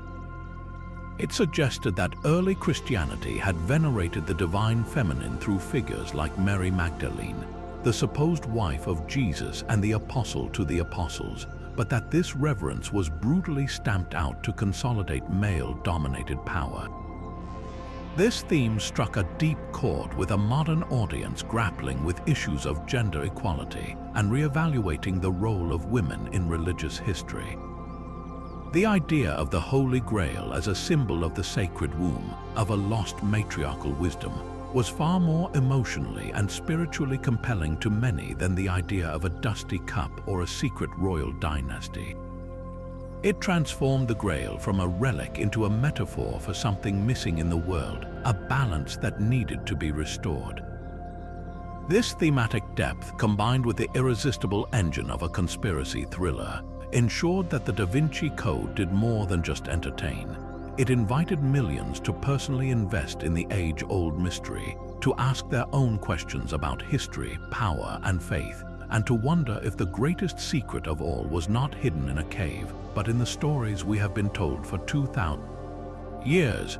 But for all the global fascination sparked by the Holy Blood and the Holy Grail and amplified by the Da Vinci Code, the entire edifice of the Priory of Sion rests on a foundation that was carefully and deliberately constructed from fiction. The thrilling narrative of a secret society guarding a sacred bloodline began to unravel when researchers and journalists turned a critical eye to its supposed historical evidence, leading them directly to a charismatic and enigmatic Frenchman named Pierre Plantard. Far from being the descendant of a Merovingian king, Plantard was a convicted fraudster with a long history of creating grandiose, fringe organizations. In the 1950s, he had been involved with a group called the Priory of Sion, but it was a small, mundane association focused on local political issues and low-cost housing, a far cry from the ancient, powerful cabal he would later imagine. The turning point came when Plantard, along with his accomplice Philippe de Chérizy, a writer and surrealist prankster, decided to fabricate a past worthy of their ambitions. They masterminded the creation of the so-called Dossier Secrets de Henri Lobinot, a collection of fake genealogies, fabricated historical records, and lists of grand masters that included Leonardo da Vinci and Isaac Newton. These documents were not discovered in some dusty archive.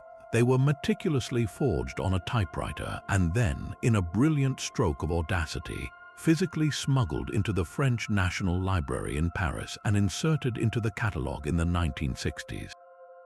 The plan was to create a paper trail that would be stumbled upon by researchers, giving their fictional priory an air of impeccable academic legitimacy. The scam was a success beyond their wildest dreams when the authors of the Holy Blood and the Holy Grail, conducting their research, found these planted documents and accepted them as genuine, building their entire world-changing theory upon this fabricated foundation. The exposure of the hoax is a fascinating detective story in its own right, with one of the very authors who popularized the myth playing a key role in its debunking. Henry Lincoln, one of the three co-authors of the Holy Blood and the Holy Grail, initially a true believer, became increasingly troubled by inconsistencies. His own further investigations, along with the work of journalists like The Guardian's Paul Smith, began to pick apart the priory's story thread by thread.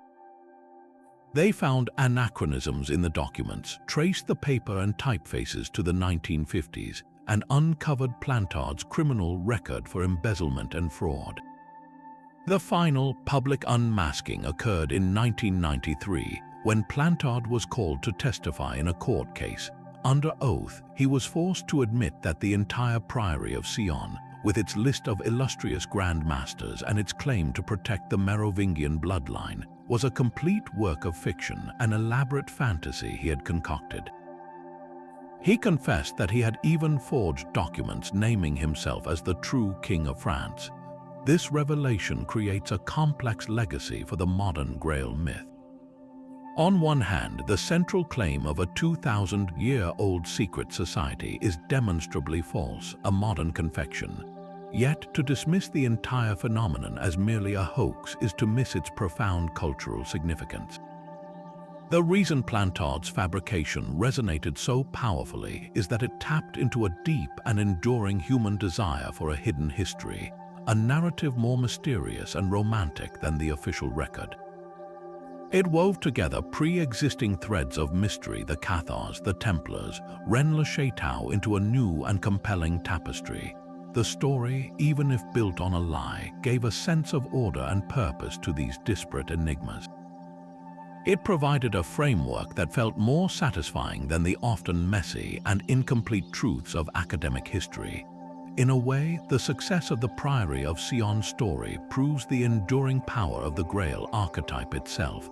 We are so eager for the mystery to be real that we are willing to embrace a compelling story, even after its factual basis has evaporated.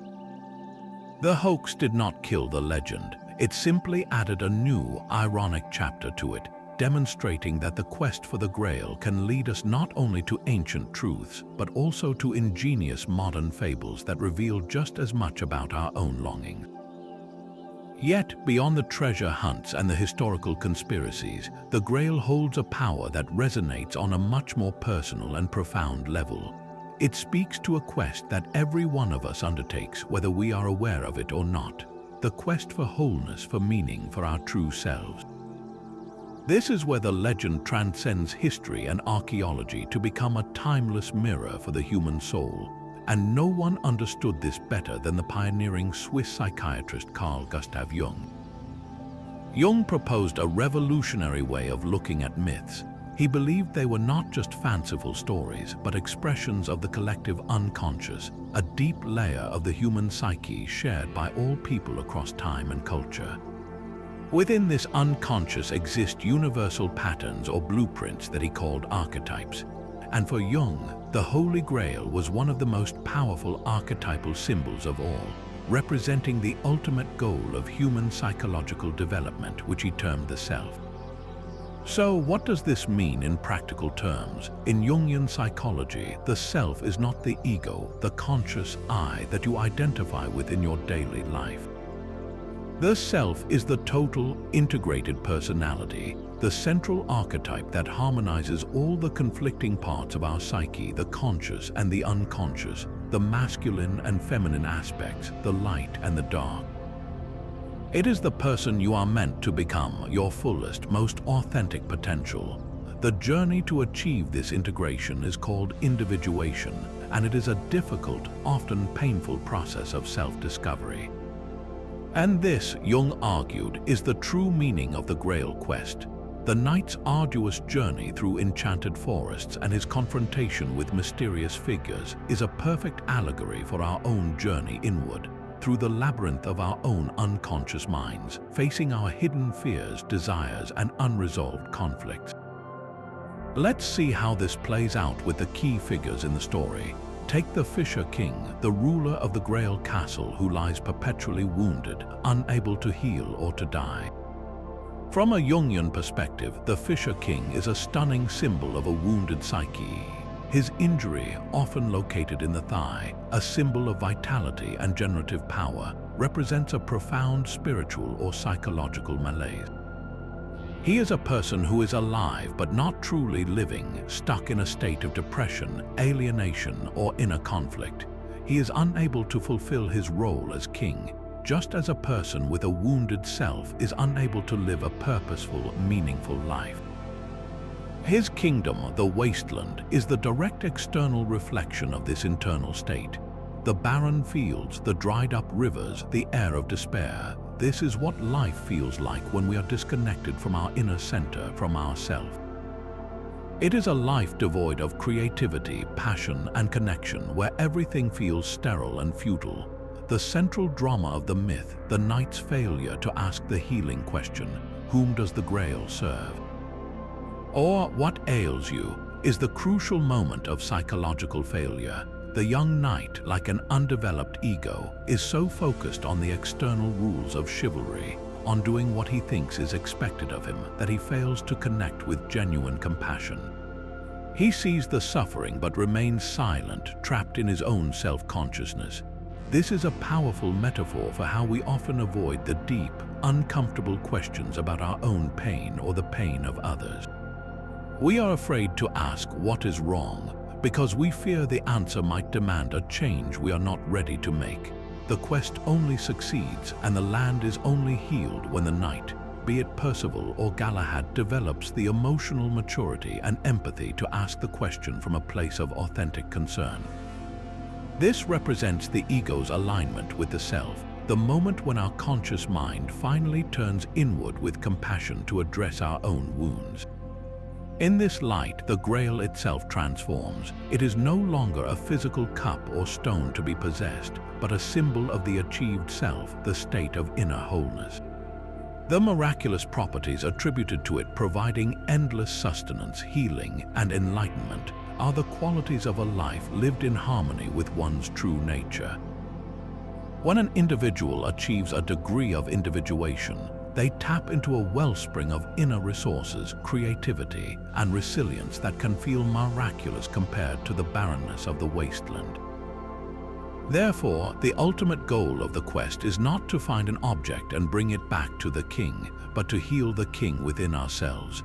The Grail Castle is not a location on a map, but a state of being that we can only enter when we are ready to confront our deepest wounds with compassion and integrate our fragmented parts. This psychological interpretation does not invalidate the other theories. Instead, it adds a universal and deeply personal dimension. It suggests that the greatest secret of the Holy Grail is not hidden in a French cave or in Scottish chapel, but within the unexplored territory of our own souls, waiting for the question that will begin the healing. From the solemn halls of medieval romance to the bright glare of the modern cinema screen, the Holy Grail has proven itself to be one of history's most adaptable and enduring symbols. Its journey into popular culture began not with a whisper, but with a chorus of coconut shells clapping together, heralding the arrival of a knight who can't afford a horse. The 1975 comedy masterpiece Monty Python and the Holy Grail stands as a brilliant and affectionate deconstruction of the entire legend. The film takes the lofty ideals of Arthurian chivalry, the quest for divine objects, the purity of knights like Galahad, the very notion of a king's divine right, and subjects them to relentless, absurdist logic. King Arthur argues with constitutional peasants about the nuances of governance. The knights who say "Nay" demand a shrubbery, and the climactic encounter with the dreaded beast of Aog is a disappointment of anticlimactic proportions. Yet, for all its silliness, the film demonstrates a deep understanding of the source material. It recognizes that the core of the Grail story is the quest itself, the often pointless and repetitive nature of striving for an unreachable goal. By lampooning the tropes, Monty Python didn't kill the legend. It made it accessible, proving that the Grail could be a vessel for humor as well as holiness, and that its themes were so deeply embedded in our culture that they could withstand a thorough and hilarious roasting. If Monty Python showed the Grail's comedic potential, then Indiana Jones and the Last Crusade perfectly captured its thrilling adventure heart. Released in 1989, the film masterfully blends the pulp serial excitement of a globe-trotting archaeologist with the timeless archetypes of the Grail Quest. Here, the Grail is once again a tangible, powerful relic, but the film's genius lies in its reinterpretation of the knightly tests. The path to the Grail is not a test of strength, but a test of faith and knowledge, a series of deadly puzzles that require a leap of faith and, most importantly, the wisdom to choose correctly. The final challenge, faced by Indy in a race against time to save his father's life, presents a dazzling array of chalices, from ornate golden goblets to a simple, humble wooden carpenter's cup. The villain chooses poorly, seduced by glamour and greed, and meets a gruesome, rapid end. Indiana Jones, remembering his father's journal entry about a rabbi who was a carpenter, chooses the plainest cup. It is the correct choice, and the Grail's power is immediately confirmed. This scene powerfully translates the medieval theme of inner purity into a modern idiom. True worth is not in outward appearance, but in substance and humility. The film also introduces a crucial limitation: the Grail cannot leave its sanctuary, a rule that prevents its power from being misused in the world. This clever twist preserves the mystery, ensuring the quest's reward is personal enlightenment and sacrifice, not worldly conquest. Beyond these iconic films, the Grail has infiltrated nearly every corner of modern storytelling, each adaptation highlighting a different facet of its multifaceted nature. In Japanese anime and video games, the Grail often undergoes a radical transformation, shedding its Christian context entirely to become a pure source of omnipotent wish-granting power. The wildly popular Fate series, beginning with Fate/Stay Night, presents the Holy Grail as the ultimate prize in a secret, magically fueled war between historical and legendary figures summoned as servants. In this context, the Grail is a neutral, almost mechanical device, a tool that will grant the victor any desire, no matter how noble or diabolical. This interpretation taps directly into the theme of ultimate power and the moral corruption that often accompanies the pursuit of it. The quest becomes a dark reflection on human ambition, asking what kind of person would be willing to kill for a wish and what that wish would ultimately cost their soul. Similarly, in literature, books like Bernard Cornwell's The Warlord Chronicles or Stephen Lawhead's The Pendragon Cycle reground the Grail in the gritty, historical reality of post-Roman Britain, portraying it as a Celtic relic of immense spiritual significance to a people caught between dying paganism and rising Christianity. What does this incredible diversity of modern interpretations reveal about our continuing fascination? It shows that the Grail is far more than a religious artifact. It is a fundamental story engine. It provides a perfect narrative structure, a clear objective, a difficult journey filled with trials, and an ultimate reward that forces the characters, and by extension the audience, to confront their deepest values.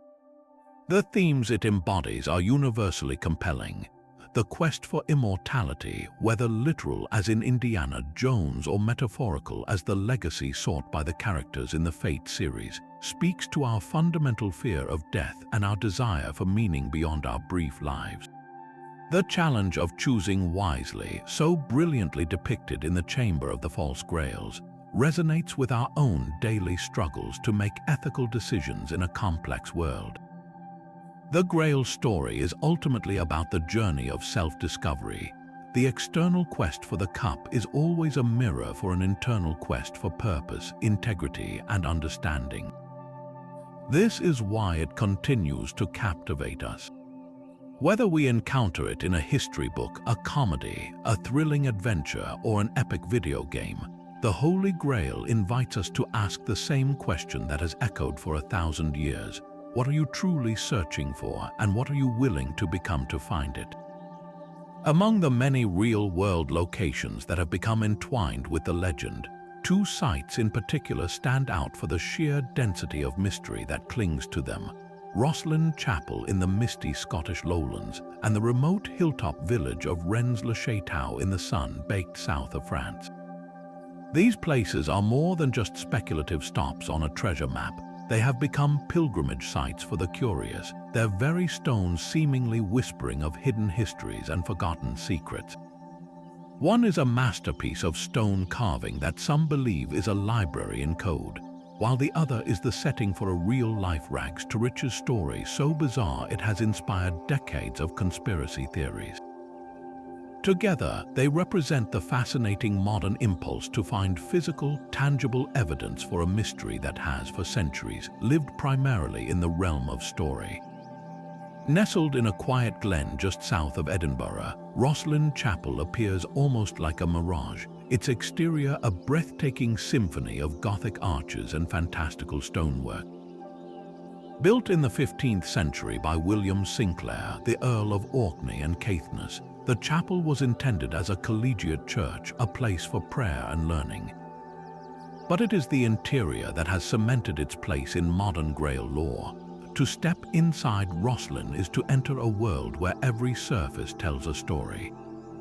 The stone is alive with hundreds of intricate carvings. Biblical figures dance alongside pagan green men. Delicate flowers spiral up pillars, and a host of angels and demons gaze down from the vaulted ceiling.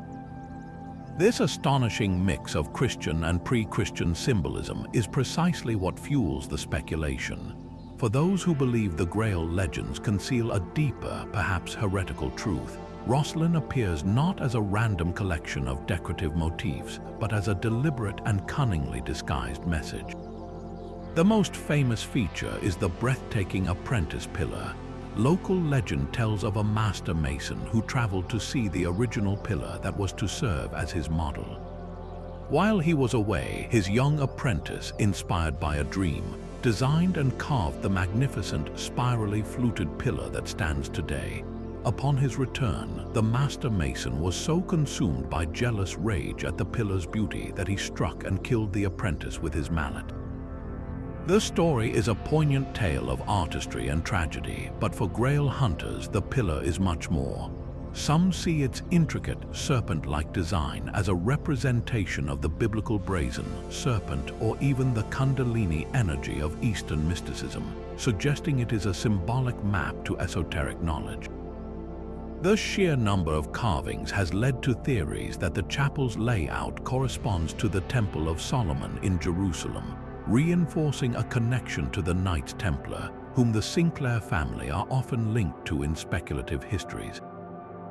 The idea that Rosslyn is a Templar shrine, built to safeguard a great secret, was given immense popular currency by its dramatic role in the Da Vinci Code as the final resting place of the proof of the Holy Bloodline. This fictional portrayal transformed the chapel into a global tourist attraction, with visitors arriving daily to search the stonework for their own hidden clues, proving that the power of a story can literally reshape the landscape of a place. Far to the south, in the rugged Languedoc region of France, lies a mystery of a very different, yet equally compelling nature.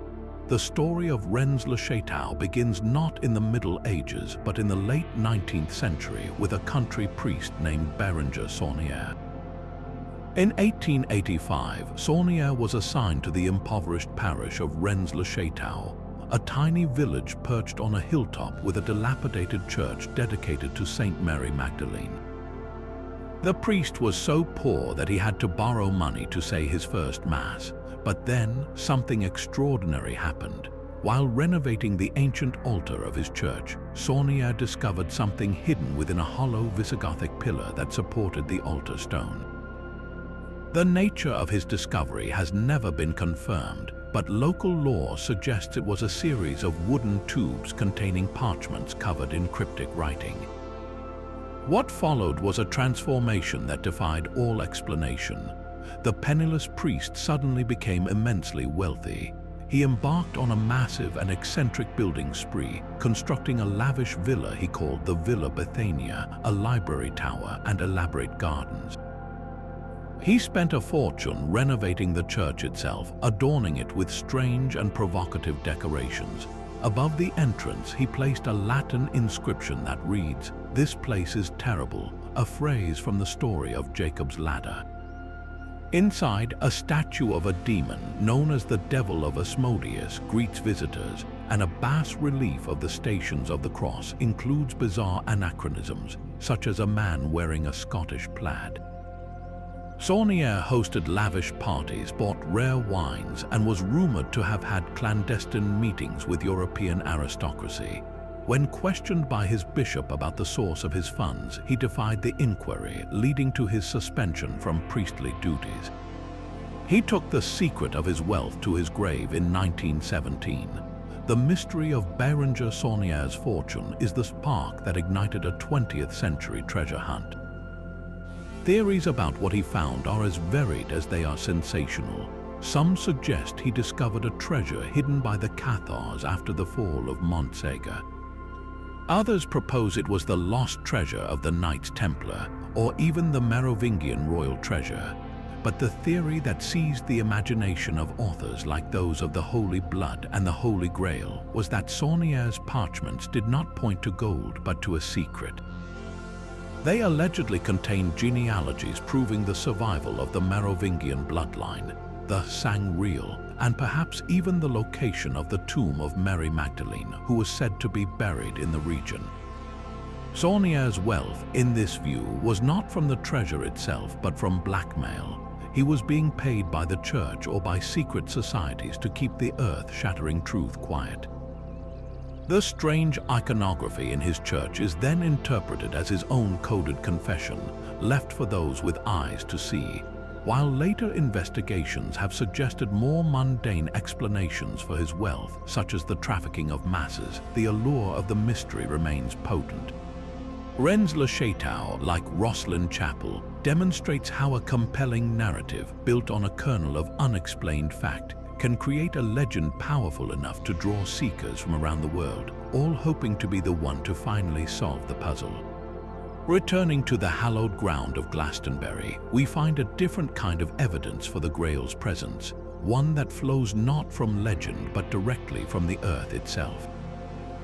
Tucked at the base of the iconic tor, sheltered by ancient trees, lies the Chalice Well, one of Britain's most revered natural springs. For over 2,000 years, the waters have flowed here, never failing, even in the deepest drought.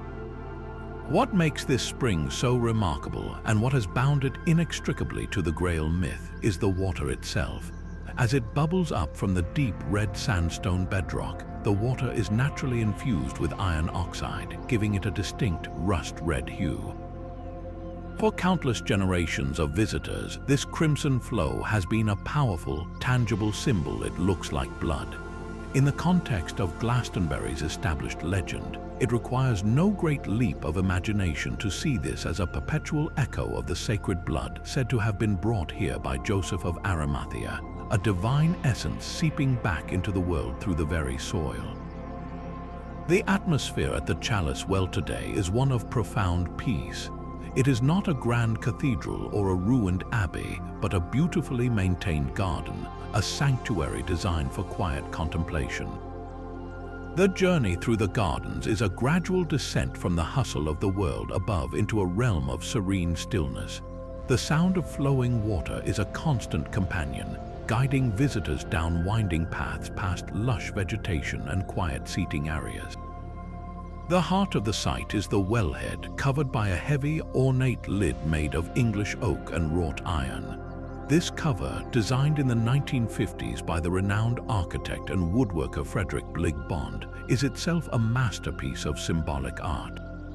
It features a central, interlocking pattern known as the Vesica Piscis, a symbol formed by the intersection of two circles. This ancient shape, representing the meeting of the spiritual and material worlds, is said to be a geometric expression of divine union. At its center is a spear piercing a lance, a direct and unmistakable visual reference to the sacred lance that pierced Christ's side, the very act that, in the Grail story, caused the blood to flow into the cup. Every element here is intentional, weaving the visual language of the quest into the physical space. More than just a historical curiosity, the Chalice Well has earned a formidable reputation as a place of spiritual healing. For centuries, people have journeyed here not merely to see the red water, but to drink it, to bathe their hands in it, and to absorb its perceived energy. The iron-rich water is often described as having a unique, soothing quality, and many visitors report feelings of deep calm and rejuvenation. This aligns perfectly with one of the Grail's most enduring attributes, its power to heal and restore life. In the medieval romances, the Grail provides sustenance and heals the wounded fisher king. At the Chalice Well, this power is democratized. It is available to anyone who comes with an open heart, regardless of their faith or knowledge of the legends. The well represents the Grail not as a lost object to be found, but as an ever-present, life-giving force. It is a symbol of renewal, a constant reminder that healing and spiritual nourishment are as fundamental and accessible as the water that flows from the ground. In a world often feeling like a spiritual wasteland, the Chalice Well stands as a living testament to the Grail's promise of perpetual grace and the enduring human hope for connection to something sacred and sustaining. This journey through castles and cathedrals, through bloodlines and conspiracies, brings us to perhaps the most profound and transformative reinterpretation of the Grail mystery, the idea that it is not about a thing or even a lineage, but about a principle, the principle of the divine feminine.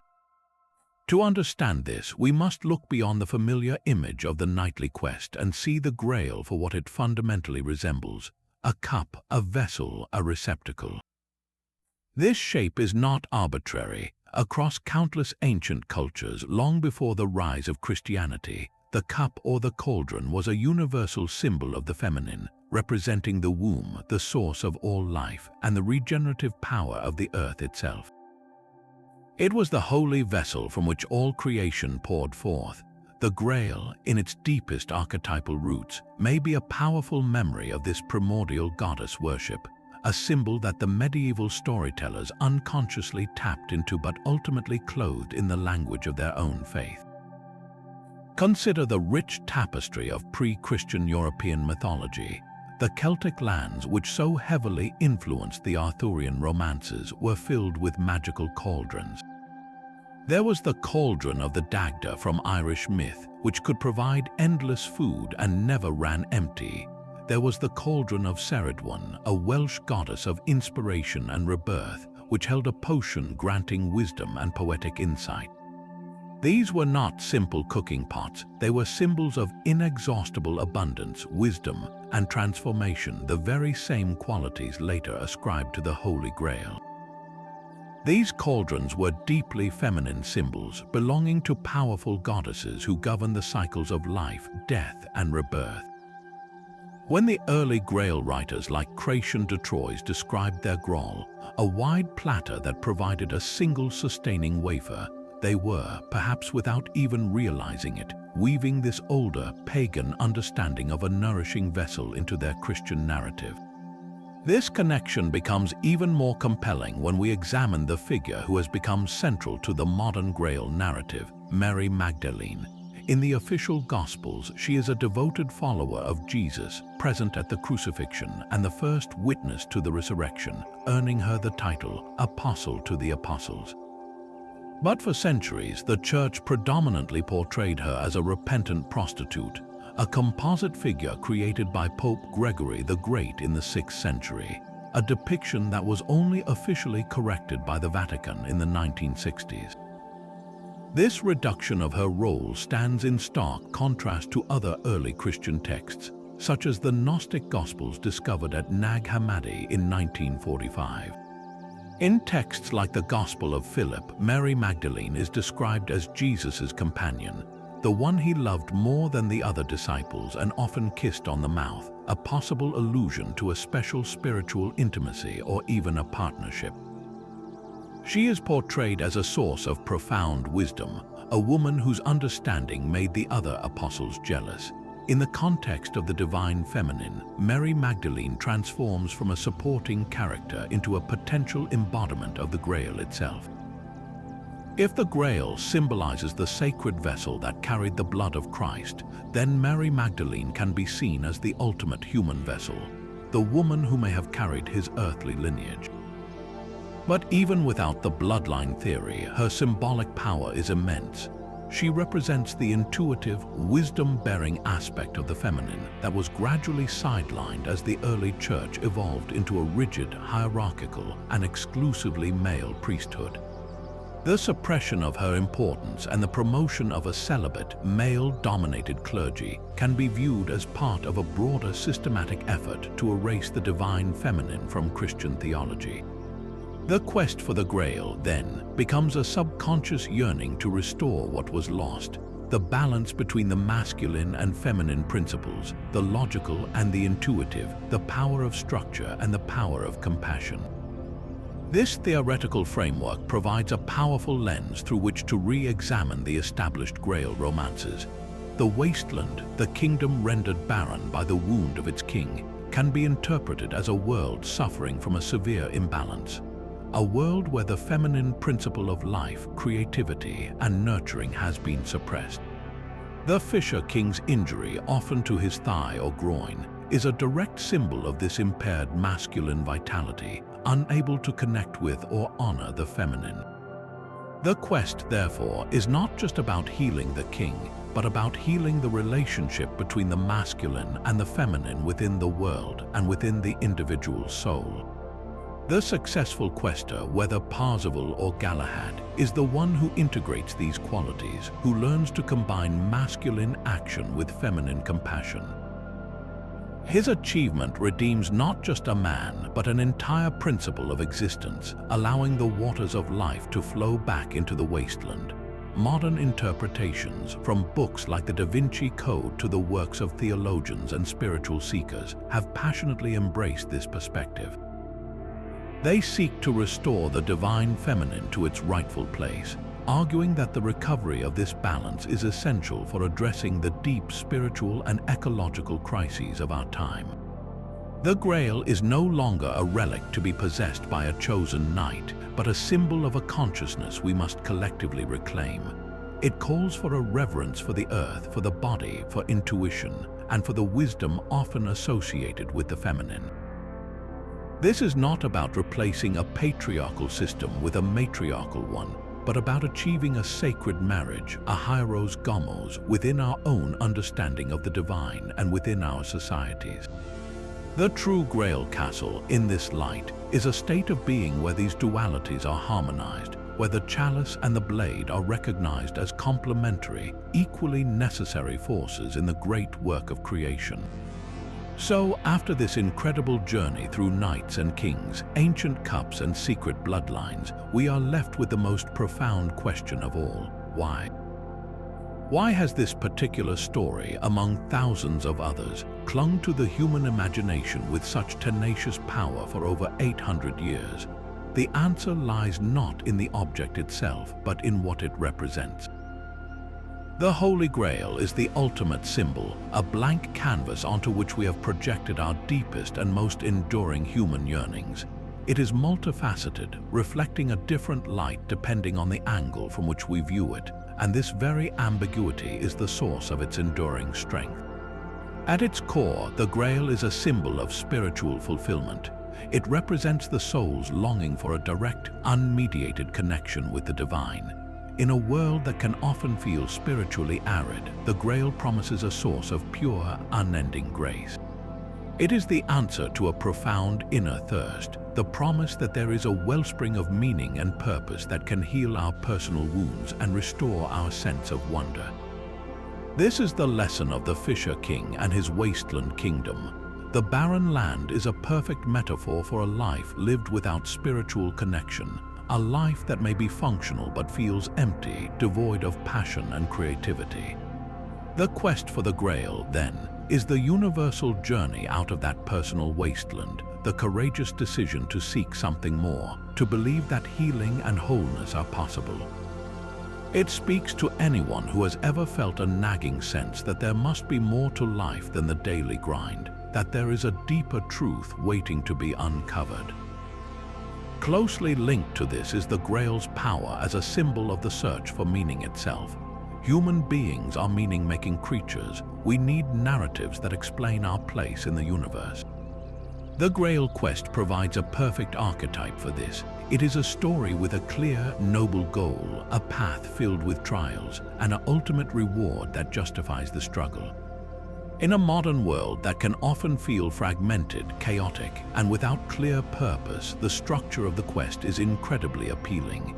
It offers a template for a meaningful life: set a high goal, persevere through challenges, and allow the journey to transform you into a better version of yourself.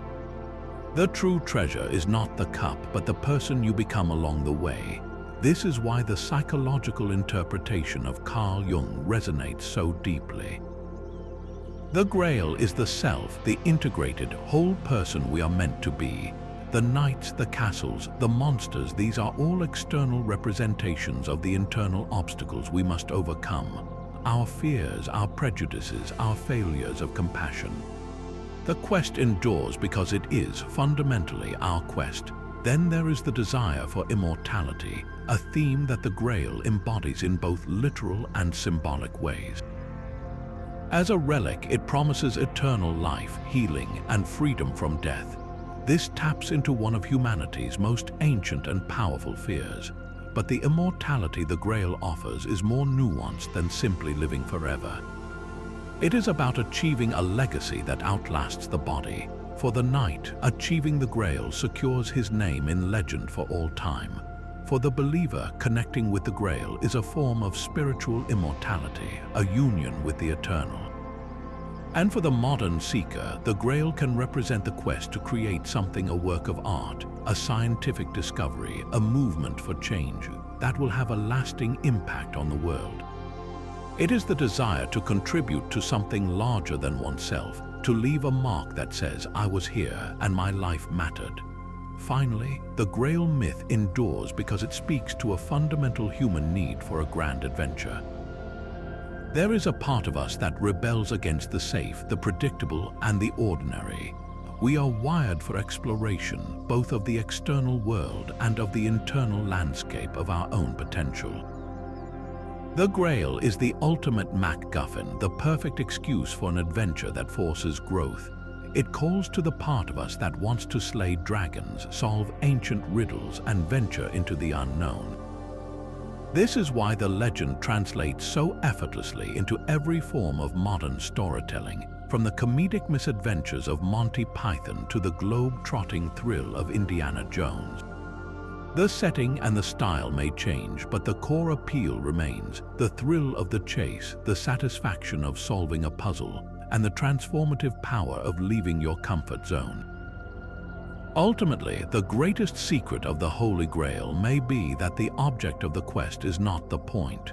The true Grail is the quest itself. It is the act of seeking, the courage to ask difficult questions, and the willingness to be changed by the journey.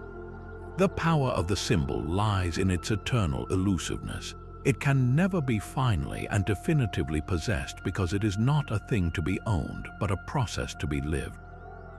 It invites each new generation to embark on its own search, to project its own hopes and fears onto the legendary cup, and to discover, in the end, that the real treasure was never hidden in a castle or a crypt, but was always waiting within, ignited by the very act of setting out on the path.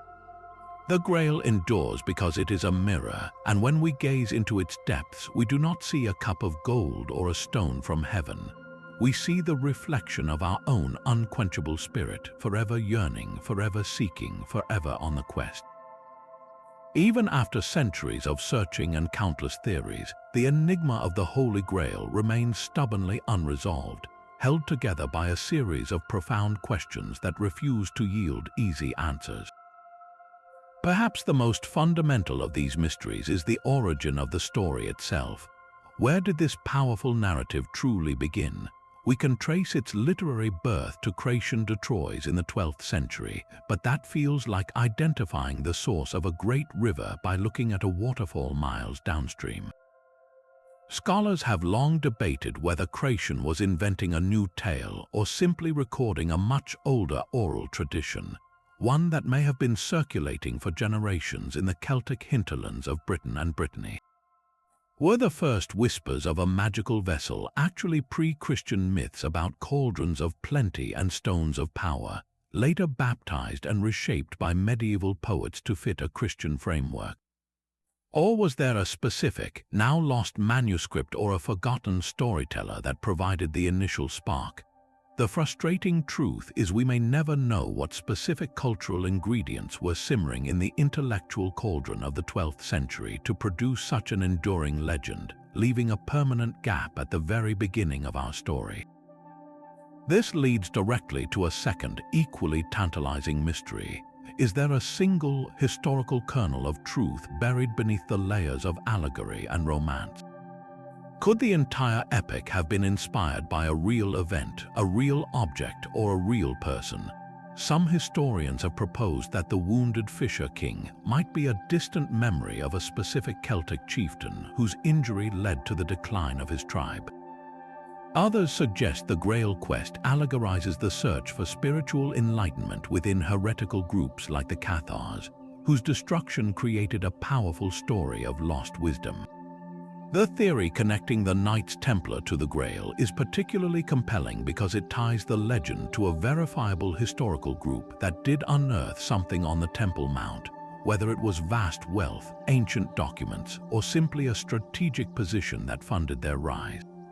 The possibility that the Grail romances are a complex code, a fictionalized history designed to preserve a dangerous truth from a persecuting church, is a mystery that continues to drive both serious research and wild speculation.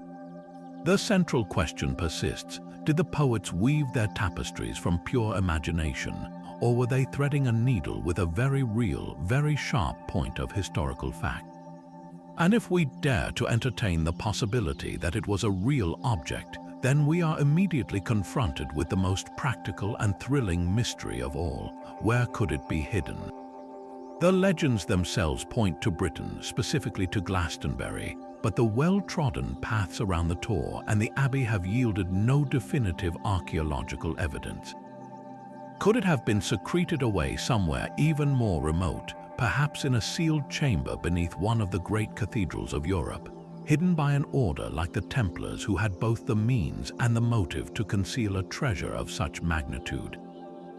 The idea that it was smuggled to North America by early explorers or even further afield is a favorite topic of modern adventure novels, speaking to our desire for the quest to be global and unfinished. The sheer number of claimants from Valencia to Genoa only deepens the mystery, as each location presents a plausible, yet ultimately unprovable case. The hiding place, if it exists, is the ultimate secret, a puzzle box without a visible keyhole. This naturally gives rise to another haunting question: who, if anyone, has ever truly possessed the Holy Grail? The medieval romances are quite clear that its full power is incompatible with the flawed world of men. It is glimpsed, venerated, and then withdrawn. This suggests that even if a person or a group did hold the physical object, they may not have possessed its true essence. Did the Templars understand what they had if they had it? Did the monks of Glastonbury venerate it without comprehending its deeper significance? Or has the Grail always been just out of reach, its power remaining potential rather than actualized? The stories of the Valencia Chalice and the Nantios Cup show how belief can confer a form of possession, where the faith of the community makes an object holy regardless of its provenance.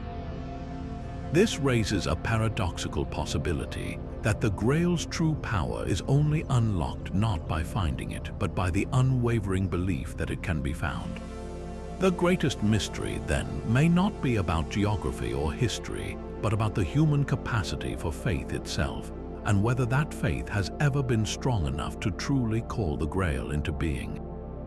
And so, our journey through the mists of Avalon, the dusty archives of history, and the corridors of modern conspiracy theory reaches its end. We have seen the Grail transform from a mysterious serving dish in a French poem to the cup of Christ, from a cosmic stone guarded by Templar-like knights to a royal bloodline protected by a secret society. We have watched as it inspired the construction of chapels, fueled the ambitions of kings, and even, in its darkest hour, was twisted into a symbol for unspeakable evil. Through all these incredible transformations, one truth stands out above all others. The Holy Grail's power does not come from being one single, definable thing. Its strength is its breathtaking adaptability. It is the ultimate symbol, a mirror that reflects back whatever a culture or an individual needs it to be at any given time. It is a blank page upon which we have written our greatest hopes, our deepest fears, and our most profound questions for over 800 years. At its heart, beyond the speculations about Templar treasures and holy bloodlines, the Grail represents something fundamental to the human experience, the eternal search for something greater than ourselves. This quest takes many forms. For some, it is a spiritual hunger, a longing for a direct connection with God or the divine, a thirst for grace that the Grail, as a sacred relic, promises to quench. For others, it is an intellectual drive, a burning need to uncover a hidden truth, to solve history's ultimate puzzle, whether that truth is buried in an ancient text or encoded in a work of art. And for many more, it is the deeply personal pursuit of purpose, a desire to find meaning in our lives, to heal our own personal wastelands and to become whole. The Grail is the perfect metaphor for this universal yearning because it is always just out of reach, encouraging us to keep striving, to keep growing, and to keep asking questions. This brings us to the most beautiful and personal aspect of the legend. The true Grail Quest was never about finding a physical object and bringing it back to a castle. The medieval stories themselves tell us this Galahad achieves the Grail, but he does not return to Camelot to restore the kingdom. He ascends to heaven with it because such perfection cannot exist in our flawed world. The real victory was not in the finding, but in the transformation the knight underwent along the way. Parzival began as a fool, but through suffering and empathy, he learned to ask the healing question. His quest was one of spiritual growth. This is the lesson that echoes across the centuries. The value of the Grail is not in the destination, but in the person you become while on the path. It is an invitation to embark on your own adventure, to face your own challenges, and to seek your own version of wholeness. Your Grail might be a creative project, a pursuit of knowledge, a journey of self-discovery, or an act of service to others. It is whatever calls you to be more than you are. The story of the Holy Grail is therefore far from over. It continues every time someone looks at a challenging goal and feels the spark of determination, every time a question about history ignites a passion for research, and every time an individual seeks to heal a wound within themselves or their community. The quest is alive, it is personal, it is yours. Now we would love to hear from you. After this journey through the legend, what does the Holy Grail mean to you? Is it a fascinating historical mystery, a powerful spiritual symbol, or a compelling template for personal growth?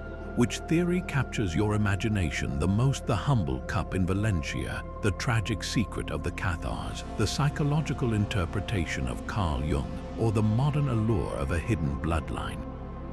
Share your thoughts in the comments below and let's continue this conversation. The round table is wherever curious minds gather, and your perspective is a vital part of this endless, enchanting mystery.